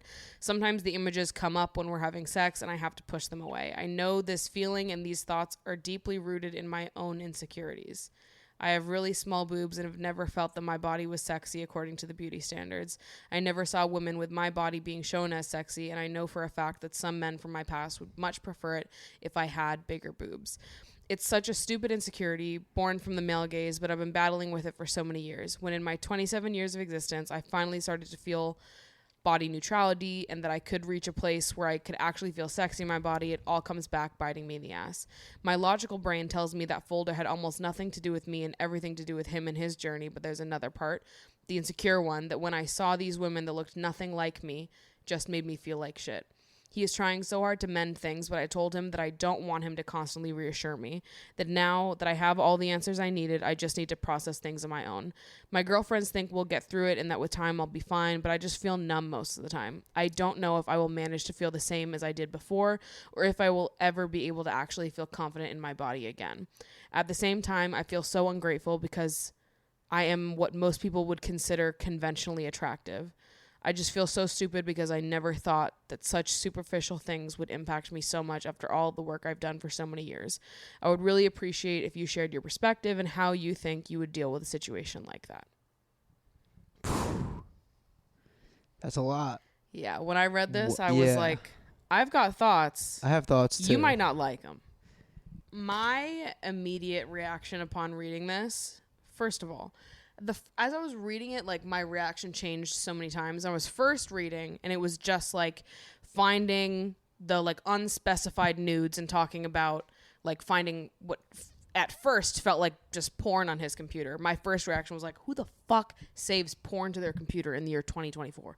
Who is saving random nudes in 2024? We're saving shit in folders. What year is it? 2003? Yeah, but what are we doing? People do that. Who is doing that? I guess people do that. That is insane. They're classics. To me. If they love, I don't have porn saved. It is crazy to me. I don't. So that was like reaction number one, and then upon realizing this is a folder full of nudes of women he used to hook up with. That is to me the biggest red flag of the whole situation, and the fact that he's like, I'm not thinking about them while I'm looking at them. This whole conversation that happens after that is like the fact that you have photos still saved of previous partners that you are jacking off to. I don't care if you're in a relationship or not. That is wrong. After you're not in a relationship with someone, those photos have got to fucking go. Yeah. You can't be doing that. That's a violation of those other past partners. They sent you those photos when you were in an agreed upon situation. Once you are outside of that, to look back at those photos is really fucking weird and creepy. Yeah. It's weird to have a folder saved. I don't like that. That to me is like, it's disrespectful and it's gross. That would be one and done for me personally. You would be out. That's well over the line for me. Yeah. Yeah. And that's not even considering the fact that you're in a relationship doing that. Even if you were not in a relationship, I don't think it's appropriate to do that. To save old pictures of exes and masturbate to them. Yeah. That's insane. It's creepy. And to be like, I don't jerk off to them. Like, what are you jerking off to? Yeah. You're viewing them. No, you got to let them back. Well, you got to give it. You got to go. You got to do it while in a relationship. Yeah. And then be like, oh, it's none of these things. I don't know why I do it. I'm sick. There's something wrong with me. Like that's. Well, to be like, I'm a victim of the patriarchy too. When you do something wrong. Yeah, I don't like that reaction either. I don't like that reaction that much. Like, I can't if I do something wrong, I need to take ownership of it, not blame. Sure, the patriarchy's involved. The patriarchy's involved all the time with everything, good and bad. Like, we can't just blame that. Also, like, he's lying. Also, he's for sure lying. He's like, you asked him if he fantasized about having sex with the actual women in the pictures, and he said no. That's why. That's a lie. That's a lie. That is a lie. That's a lie. He wouldn't be. He would jack off to literally anybody else if that was the truth. He's picking exes' photos for a reason. For sure. If it's porn, I think you could use like I've used porn as like a Kickstarter. We'll say, and like, and then I'm someone that like I don't have an issue with people masturbating to porn in relationships personally. Same. It is where it crosses the line for me is like photos of old partners that you have saved, which is a violation, regardless of if you're in a relationship. To do it in a relationship is even more of a violation. If it was just random porn, my only reaction here would be, you're a weirdo for having it saved. On the computer. That would be my only reaction. If it was random people, I'd be like, cool, go off. But boomer, why do you have saved your computer? Vibes. Like that would, vibes. if it was people, if it was just porn stars, that would be my only reaction. The fact that it's exes is really fucking sus to me. And I don't like his reaction to you because I feel like you were a little gaslit. Oh, that like actually gives me the heebie-jeebies thinking if anybody did that to me. Yeah. Like if anybody that I had sent pictures to continued to look at them or had them saved after the fact, that would feel really bad. Yeah, this is tough. And also he is jerking off to these people. It's wrong. He did something wrong. He did something wrong, for sure. Objectively, this is wrong. It shouldn't have happened. And he's for sure lying about his intentions behind why he was doing that. Yes. However, it is your choice to choose whether or not you forgive these things within your relationship. You wouldn't. I personally wouldn't. If you can forgive that, then by all means, go ahead and do it. However, what I will say to you is that you need to stop beating yourself up and blaming yourself for sure. it. I mean, saying that's a it's huge such part. a stupid insecurity. Like I know this feeling and thoughts are deeply rooted in my own insecurities. You are taking responsibility for a very reasonable reaction you are having to his mistake. He did something bad. That is his fault. You're having a very normal reaction to that. You were allowed to have that, and that's allowed to be like his fault. It doesn't need to be your fault that you're reacting like this, or it's some bad on you. Anybody who is in a relationship with someone who you just caught them masturbating to their exes, I think most people are going to have a reaction of feeling not great about that. The fact that he has a folder of all these women, I don't like it at all. It's incredibly suspicious. Love that at all. I get that you don't want to. I understand why this could also simultaneously trigger your own insecurities and like thoughts of comparison. That to me is like a sort of separate thing that is also a very understandable thing that would come up learning that your partner who you trust and think that you've built such an incredible thing with is really going outside of the bounds of what you've agreed upon in your relationship. Yeah. I don't know. This is interesting. I prefer to jerk off to the person that I'm with. Like, you would that think. Is what, to me, if he took ownership of it and was like, yeah, I am jerking off to my exes and not, I don't know. You said you have an hours long conversation. Maybe there's a natural progression to talking about how the patriarchy has affected both of you. Yeah. But if it's like, you did something bad, and I respond, well, you know, the patriarchy's crushing me too.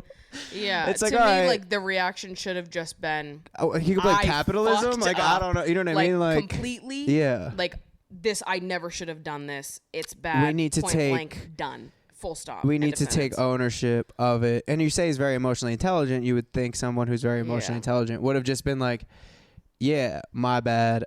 I shouldn't have this folder of. Yeah, that's wild. And you're right in saying that the folder did have almost nothing to do with you. It's not a reflection of how attractive you are or anything like that. Not at all. It has 100% to do with him, his own problems. However, you are allowed to have your own reaction to that. Yeah. And you don't have to like blame your insecurities for still feeling hurt about this is not and still processing how you feel. This isn't a situation where you're both in the wrong. Yeah, not at all. Yeah. There's one party in the wrong here, and it's not you. I don't know. Is it fixable? Hopefully. That's up to him, I think. Is like, what's going on? Like, just be fucking honest about what's going on, and then we could figure this out. But if it's not... Also, it's like only you can decide what is like a forgivable offense to you and what you actually feel you can work through and get to the other side of. Like, I wonder if he's in contact with them. Like, to not be in contact with someone for years and to be jerking off to the pictures of them is really... deeply weird. It's strange. I need to have a relationship with someone to be turned on to them enough to, like, I don't know. Like, for me... Yeah. I need to...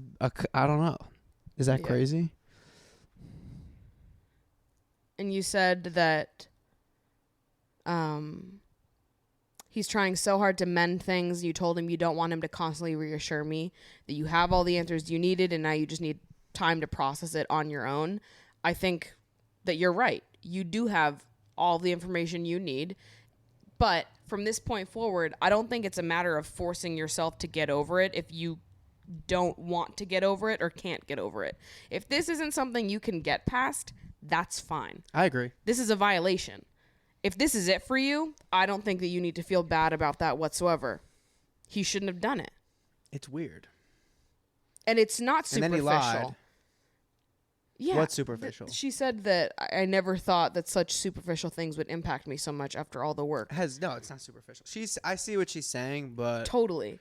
That's not, I don't think, what impacted. Yeah. No. Take your time to process it and sit with it and how you feel, and like only you know what's going to be best, if it's something you want to work through or not. But if it turns out you don't want to work through it, that's fine too. You don't need to accept his behavior just because He's got to let him go, bro. You got to let him go. You cannot hold on to these pictures, man. You got to let him go. I've let some masterpieces. I've let go. Some true masterpieces. And you got to let them go. Yeah. You can't hold on to them. Yeah. They can't be in a folder. For sure, no. Like, that's recently opened. Like, what are we? To me, like, even doing that, making the choice to save nudes from your previous partners in a folder, making the choice to masturbate to them years after the fact, that to me is like you have to be like a certain level of fucked up that I'm not cool with to even your brain make those choices. Yeah. Yeah. It just seems like a major violation. I would really hate if someone did that to me. And I have thought about that. I have often in my adult life thought of like photos and things that I sent to people when I was younger. And you hope that I hope to God don't exist anymore. But I don't know. Or like I'm photos and thankful videos that I don't that people have took that. of me that I never had access to. That's another. Those are the ones that I think about more than anything, because I never had those on my phone. I never sent them to anybody. Somebody just took them. You need to. He should. Yeah, he needs to delete them, for sure. I think he did delete them. Yeah. Oh, he did. Right. Kind of. Too late. Yeah. This shouldn't have happened in the first place. And it's not like, to me, it's not a little violation. This is a huge violation. But everybody has their own set of what is cool and what's not cool. I just hope that you're not beating yourself up for this. You're having a very reasonable reaction to a really strange and inconsiderate thing that your partner did. I feel bad because this does feel like something you could work through, but maybe not. I couldn't. You couldn't? Just because it feels like fundamentally to do that, we have something very not alike about us. To save other women's photos and to violate them in that way. Yeah. Wow, it's embarrassing for you. It's like you're violating so many women all at once. It's not just me. You did it to several women all at once. And then we're going to blame patriarchy. you can go fuck That's yourself. wild. You can go actually fuck yourself for that. I'm a victim of the patriarchy too. I cannot. That's wild, bro. Yeah, that's wild. After Robbie leaves, I'm going to drop into Love Island. So episode not over yet. But thank you guys for... I like this podcast so much. Yeah. And yeah, it was fun to come back on. Completely. Thank you so much. Follow me on Instagram, I guess. Mm-hmm. At RobbieBieNUNES. Robbie and his podcast linked. Yes, check out the podcast. The most recent episode we did was a lot of fun. Love is Embarrassing. August 10th and September 7th. Check it out. Exciting. And yeah, love you guys. Love the it. comments. Love the support. Love the community that you built. And we love Robbie. Yeah, huge fan. You'll Very absolutely happy. be back on the show. Yeah. Soon. A lot of fun. I hate to say this, and I am like so embarrassed and carry so much shame deep inside my core for saying what I'm about to say. But this is the first summer that I've ever been like, what's going on over in the U.S. villa? Like, I felt so deeply out of the loop because all of the fun memes and shit I see online are of Love Island U.S. And I'm like, please don't fucking make me watch that show. Please don't make me watch that show. Like, I don't want to watch Love Island US, but I fear I'm gonna fucking have to. Love Island UK producers, how could you do this to me? How could you flop like this? How could you flop like this in front of everyone? I've defended you. Okay, I've been in your fucking corner and you're gonna flop like this. Oh my God. Deeply unsettling and disturbing stuff, you guys. Me claiming that I might watch Love Island US. If I'm gonna watch it, I'll watch it in like the fall, because I think I need a break from Love Island after UK ends to just like breathe and have other hobbies. But in the fall, when I start to miss Love Island, maybe I'll watch US. My thing is like, this season of UK is not my least favorite of all time, but it is down there. I think I said it was my third least favorite. It's not the best season of Love Island they've ever done. And I'll tell you what the big problem they have here is. Because this season is packed full of drama, but a lot of it is painful to watch. And this is the problem that they have this season, is they have cast a super villain set of men. They have cast some of the worst men that have ever been on Love Island UK. I feel like I say this about someone every single year, but really, we haven't had a cast full of supervillains like this in a minute. Usually we don't get a cast full. Usually we get like a few of them, one or two that are supervillains. Okay, we got more than one or two. We got fucking a whole cast of supervillains on the men's side of things, with a few exceptions that are not supervillains, but the majority of them are supervillains. We've got a whole cast of men like that, and we've got a whole cast of women that refuse to stand up for themselves. That's why it's painful. That's why it's fucking painful. We needed some Maura Higgins and Ekin-Su's, and we were not given them. I have witnessed so many women this season be done so fucking dirty and maybe initially seem to stand up for themselves, but then cave and go back to him. And also, absolutely fucking nobody is calling out their friends. Absolutely fucking nobody is looking at their friend saying, bitch, I love you to pieces. That man is garbage. That man is fucking garbage, and he will hurt you like hell if you go back to him with your goofy ass. Nobody has done that this season. Nobody's being real and honest and like giving the boys what it is they deserve. If you're going to bring supervillains in like that, you got to bring in some women that are ready to duke it out. Okay? And right now I'm watching Sweetie Pies be walked all over and accepting men that are like the dictionary definition of ain't shit over and over again. It's painful. It is painful. And like, I can't with like the illusion of standing up for yourself when like people will maybe argue with the boys and they'll have a fight with them and give the illusion of standing up for themselves, but you're still staying with that man and you're okaying the behavior, or you're buddy with him after the fact. Like, it's corny and I don't like it. I'm cool with hating every single fucking person on Love Island, but at least stand up for yourself. Like, I don't agree when people are like, this season's bad because everyone's unlikable. I don't need to like the cast members of Love Island. I for sure do not need to like them. However, when conflict is going on, I need a voice of reason. I need one person who's willing to like assess it the way the people at home were assessing it and call it out for how fucking insane it is or stand up for themselves. Like, Maura Higgins, icon.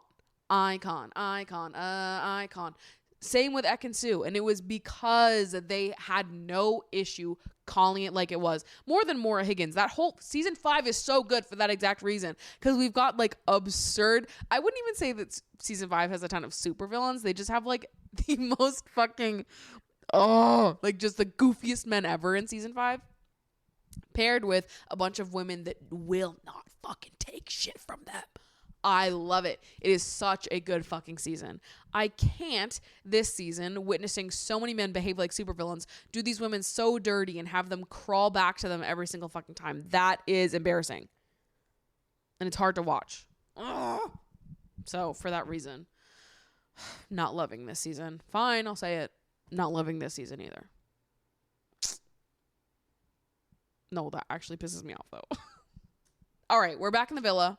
Post movie night. Nonsense is occurring. All of them are still fucking moving mad. We've got Will being like, I think I'm allowed to have my head turned. I'm sorry for the way that you feel. And being such a fucking dick loser about it. Here's the thing. When you fuck up so monumentally and it is on fucking camera, cannot be disputed. We caught your ass, bitch. Okay?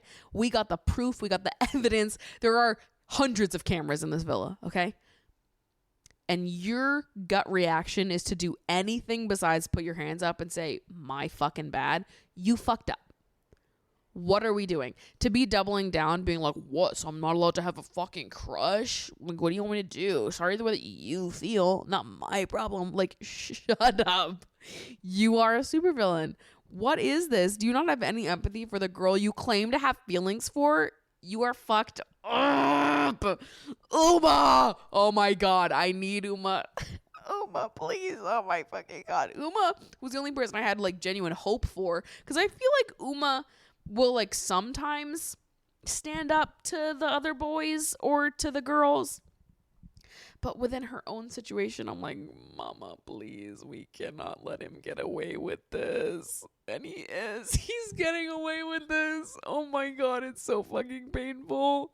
Sean is still trying to make Matilda feel like she did the equivalent of what he did. But it's like, it's not even close, babe. You needed to just put your hands up and apologize. Do you understand how much better you would have looked if you just swallowed your fucking pride? I can't. I cannot with these men. The answer is right in front of you. It is so obvious what you should be doing and you're not fucking doing it. Oh, okay. Then we've got 2 new boys enter the villa. We've got Ruben and Josh, and they take Mimi, Uma, and Jesse all out on a date. Is clearly into Uma, and Josh is very clearly into Mimi. This first date was so uncomfortable to watch to me. I think Ruben is so unsmooth. Like, he's just like not good at flirting. The same way that Sean is not good at flirting, Ruben is also not very good at flirting. Josh is a little bit more smooth, but I have beef with him for a different reason, which I'll say in a second. But Ruben is clearly very into Uma. Josh is clearly very into Mimi. Meanwhile, back at the villa, there's sort of like a wave of endings happening. Connor and Emma call it quits, which Connor does seem like such a sweetie and very normal. Hence why he hasn't been on camera at fucking all this season. Connor and Munveer are unproblematic kings of the season. Too bad. Too fucking bad. Because, yeah, him and Emma sort of call it quits. Grace is also kind of over Blade, saying they're lacking sexual chemistry and attraction there. So when the new people come back from their date, when Ruben and Josh fully enter the villa, they've actually got like sort of pick of the pack.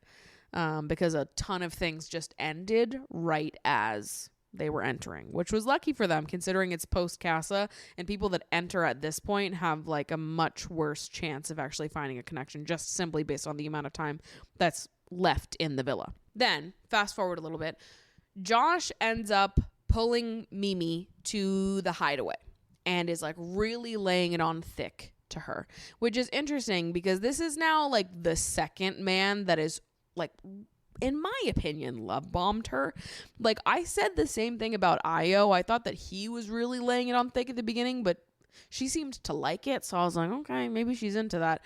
Josh did what Io did times like 10. Josh was laying it on thick. Okay, to the point where I personally would have been put off by him.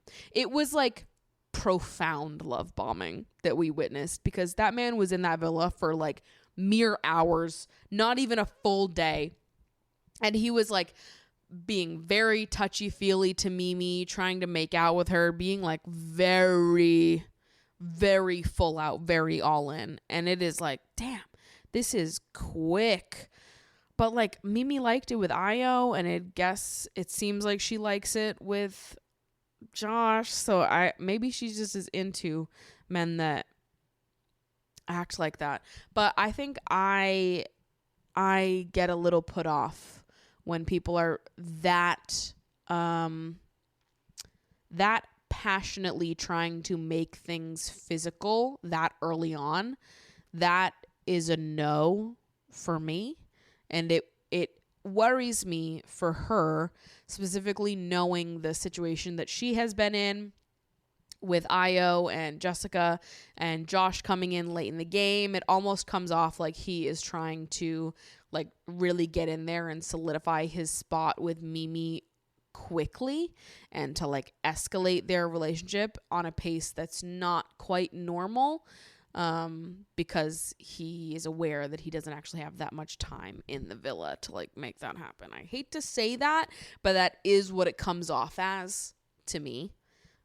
Just because it is absurdly quick, the pace with which he's trying to move. Then Ruben and Josh get to pick who they want to recouple with. Josh picks Mimi. And during his recoupling speech, he says something about how more than one girl caught his eye, which I thought was fucking diabolical to say in that speech after laying it on so thick with Mimi. If you are going to lay it on like that with Mimi, love bomb the shit out of her and make it out to seem like there's no one in this villa for you but her. You've come in for her. And then you hop up in front of every other person in this villa and say, oh, a couple people caught my eye. To me, that is rude and very weird. And I didn't like that after all else that Mimi has been through. If you're going to come in and be all about her and give her this whole dramatic spiel about how you are in it for her, then fucking be that. Because what are you doing? It just, again, it seems fake to me. It doesn't seem genuine. But I hope that's not true. Ruben is doing his speech about who he's going to couple up with, and Uma starts to cry, which I feel just so bad for the girl because this is not gonna end well for her. She's crying because she knows that Ruben is gonna pick her, which means that she is not gonna be coupled up with Will anymore. So that's exactly what happens. Ruben picks Uma, and then ding ding, text comes in. Will, you are no longer in a couple, therefore you have been dumped from the villa effective immediately. Uma immediately starts sobbing and is like, I'm going too. If he leaves, I'm going with him, which is painful. Painful given all that we just saw Will do to Uma. Yeah. And so Uma is going to go. The girls do like sort of a half-assed job at trying to convince her. Jess is trying to say to her, like, if you stay in the villa, then you'll be able to see what happens, and like when you leave, if this is real, if this is what you think it is, like he's still going to be waiting for you whenever you get out of here, which I sort of get is like why that would be the strategy for her trying to get Uma to stay. But I really wanted someone to just be like, Uma, I'm going to keep it real with you because I fucking love you, but that man is a demon, and how he treated you in Casa and just fucking 2 nights ago at movie night, the way that he spoke to you told you everything you need to know about him. I love that you're a lover girl and that you want to see the best in him, but my God, girl, stand the fuck up.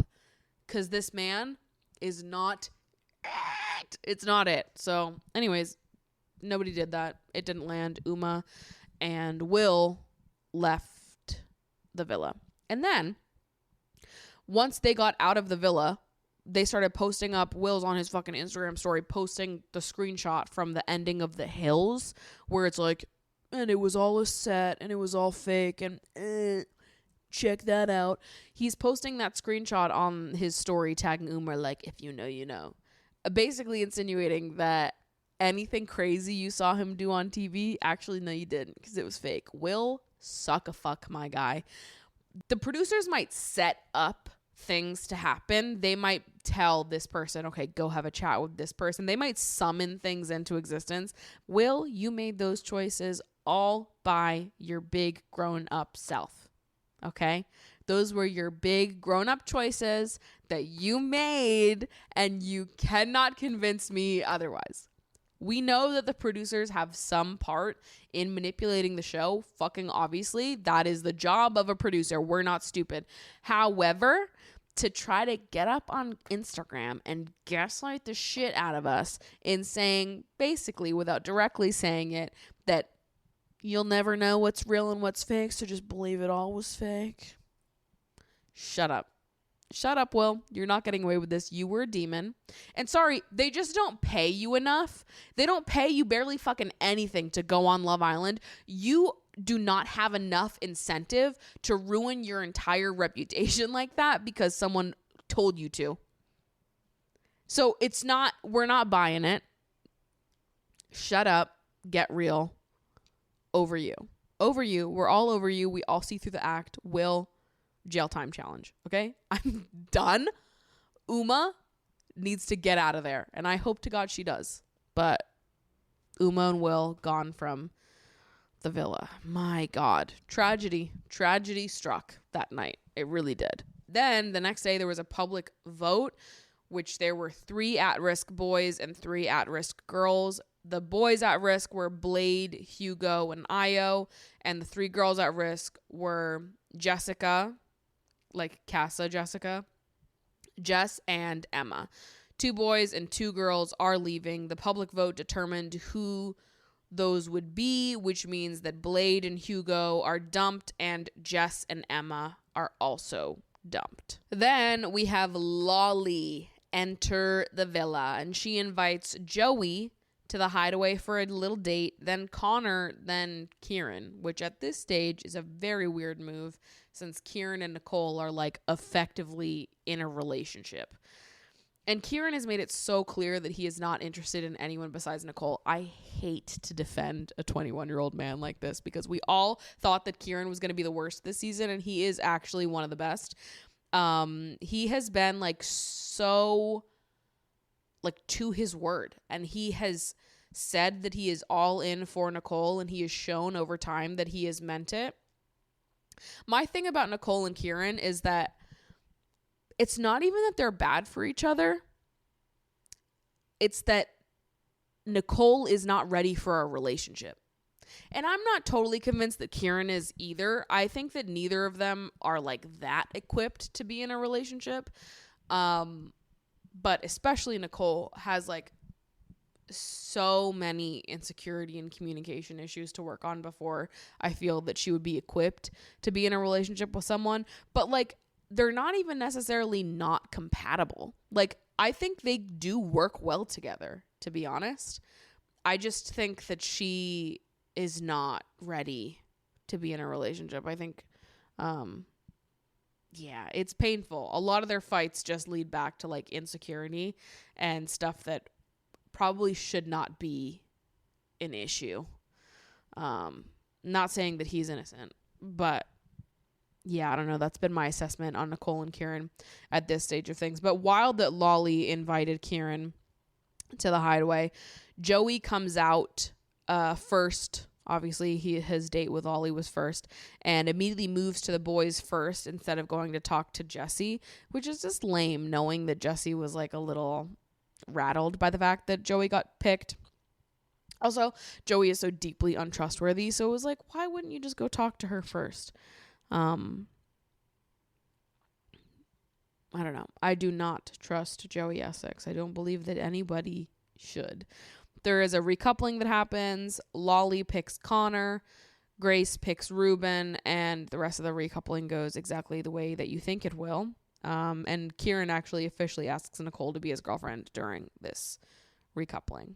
Then they do like a little game called Game Sex Match, where they're like asking questions and you have to get it in alignment with the other person in your couple. Anyways, here were the highlights. The question was, who would you couple up with if not in your couple? Grace says that she would couple up with Josh, and Joey is like, be real, love, and starts beefing with her in the middle of this challenge because Joey's like, if Grace was being honest, she would have wrote me. And at the same time, he's like, if Grace was being honest, you should have wrote me. He's like, but fuck Grace. I don't want anything to do with her. I'd have never liked her in my life. I wouldn't touch you with a 10-foot pole. Like, he's just being fucking mean to her for no reason. And it's confusing because, like, y'all were together. Can we not have respect for her? You liked her at one point. You guys were together at some point, and now he's dead set on being like, no feelings for Grace on my side of things, but Grace is literally obsessed with me. And Grace is like, what? Like, I've moved on. This is like done and dusted. What are you still hung up about? And he's like, she's literally obsessed with me. Joey Essex, get a grip challenge. Oh my God. And this just keeps going for the entire little thing. The question of like, what don't you like about your partner? And Jesse says that Joey doesn't like that she is friends with Grace. And they're like, oh my God, you're so fucking bothered. And Joey's like, I'm not bothered. Grace's feelings towards me are so strong, but I'm not fucking bothered. And Grace is like, literally, where are you getting this from? He is just like so self-involved. It's crazy. What couple won't last? Matilda says Joey and Jesse, and it all just kicks off again. Like it was a whole mess, and it's all about Joey and his ego, and it's just, God, he's the worst. He might be the worst person that's ever been on Love Island. Which I heard this past week. I'm like hearing things from people. I don't know the validity of any of this. This is just what I hear, what gets passed to me through the grapevine. Is at first, when I was learning about Joey Essex, everyone was like, oh, he's just like known for being a reality TV guy that doesn't have a lot of common knowledge. But then it was sort of amended to me earlier this week that he is sort of seen as being a lovable idiot, or was before this. So it's more than just like, oh, he's a reality TV guy that's kind of dumb. It's like he was the lovable idiot persona, which I wasn't aware of. The lovable part really changes this for me, because I've heard that like the British perception of him is really changing because of Love Island this season, and that beforehand he was seen as being like a little bit more of a sweetie, lovable idiot than he is now. Now he's just a fucking bully and an idiot at the same time. This is really tragic for Joey Essex's image. Not that it was great in the first place, based on what I've heard. I knew nothing about this man 2 months ago.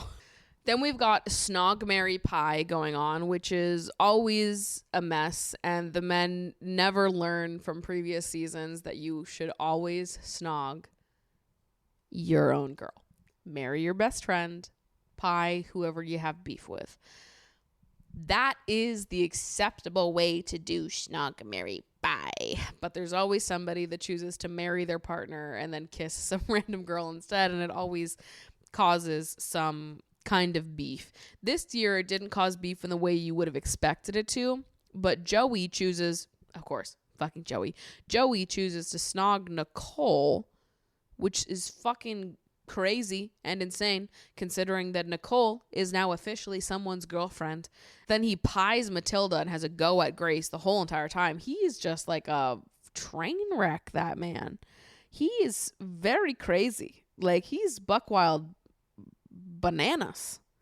Josh kisses Grace after he says sorry to Mimi for what he was about to do. And I was like, is this guy fucking for real?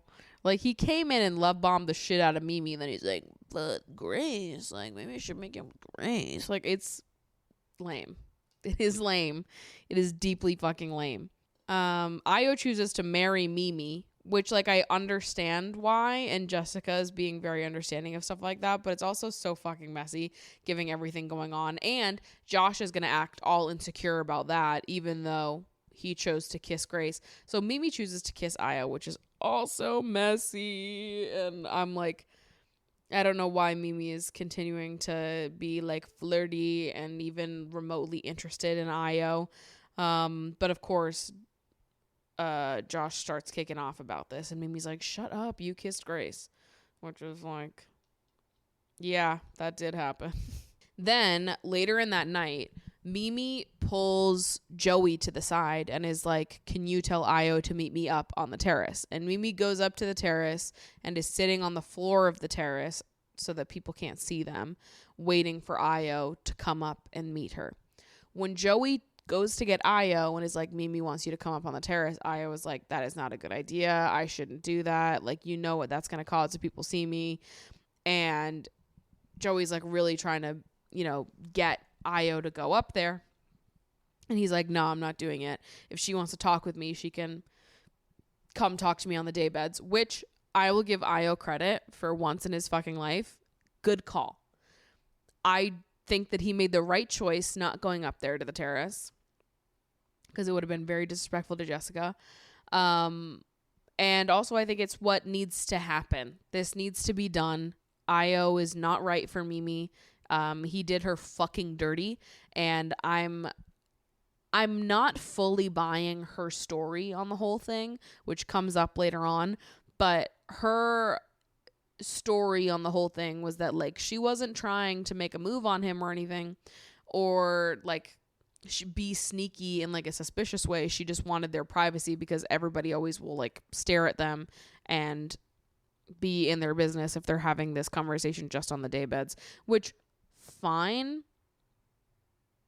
but with all the flirting and the other things that were happening in the days leading up to that, given that it was right after Snog, Marry, Pie, I was like, I really thought that Mimi was going to try to like open things back up with him.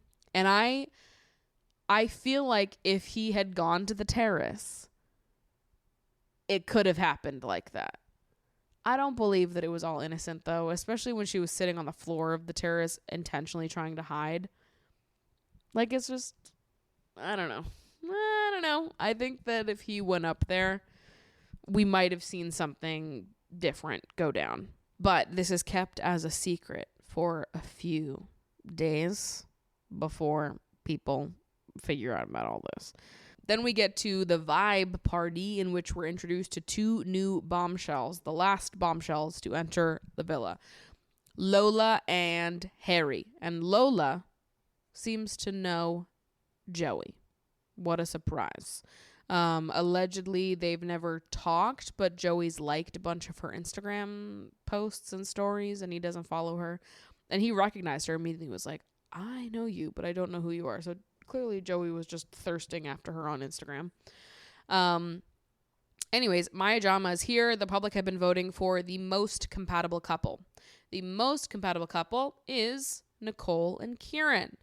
Since they are the most compatible couple, they have to choose between the three least compatible couples who should leave the villa tonight.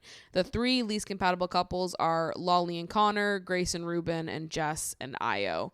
And Nicole and Kieran choose to dump Lolly and Connor from the villa. Then Harry and Lola have to pick who they want to couple up with. Lola and Joey have been getting a little flirty. That morning, Joey tells Lola that he's open and that he and Jesse haven't locked it off yet, and like his head could be turned. It's not impossible. It would be hard, but like if she's willing to put those Grafton boots on, who's to say? And Jesse's getting increasingly distrusting and mad at Joey. So Jesse's like so convinced that Lola is about to couple up with Joey, and like she'll get dumped from the villa as a result. But Harry ends up picking Grace and Lola ends up picking Ruben. So that does not happen at this stage of things. Then they do like a little couple voting challenge. Like each couple has to vote for a different couple for a different rude superlatives. We've done this before. But this is the conversation where Joey's little secret mission gets brought up, and he sort of airs out the fact that he thought Mimi was being a little bit secretive and shady, which Joey is so messy for this. I don't even necessarily disagree here, because I also believe that there was like definitely some interesting moves being made in terms of that terrorist conversation. And it's good that it didn't happen. But Joey was just being a full-on shit stirrer here, trying to ruffle that up and get people all mad about something that didn't even end up actually happening, and that, you know, got sort of squashed and moved to the past pretty quickly. So I don't know what the fuck that was about. Then Mimi and Josh end up going on a date, and Josh asks her to be exclusive, which is wild. We can all say it. The man's moving mad. He's moving quickly. He's trying to really expedite this process. And I have a hard time believing it's not because he's trying to ride Mimi all the way to that $50,000. I'll be honest. I think that's what he's doing. And I hate it. There is like a final recoupling that happens that night or the next day that basically just brings all the OG couples back together. Grace and Ruben couple back up, and it ends up putting Harry with Lola. So that's where we'll leave it for now. We've got the Grafties about to happen, so we'll talk about that next week. Next week will actually be the last time talking about Love Island. We'll talk about all the way to the finale. We are at the end of the season, so that's it. That's where we're at. That's how we've made it to where we are today. Jeez. So much to discuss. I'm so excited. Not that I'm excited to stop talking about Love Island, but I'm excited to, not record a 2.5 hour episode, because every time I've recorded a podcast for the last few weeks, it has been a 2.5 hour podcast. I'm looking at my time right now. 2 hours, 27 minutes, and 48 seconds I've been rolling as of right now. So there's been a lot of talking that's been going on. This might be the last season I talk about Love Island on the podcast, because I just end up talking for so fucking long. Oy, oy, oy. One woman show gets thrown off course during a Love Island season when I do this, so this might be the last time I end up doing it, but we'll see. If you're mad about me saying that, let me know. If that would really upset you, maybe I'll change my mind.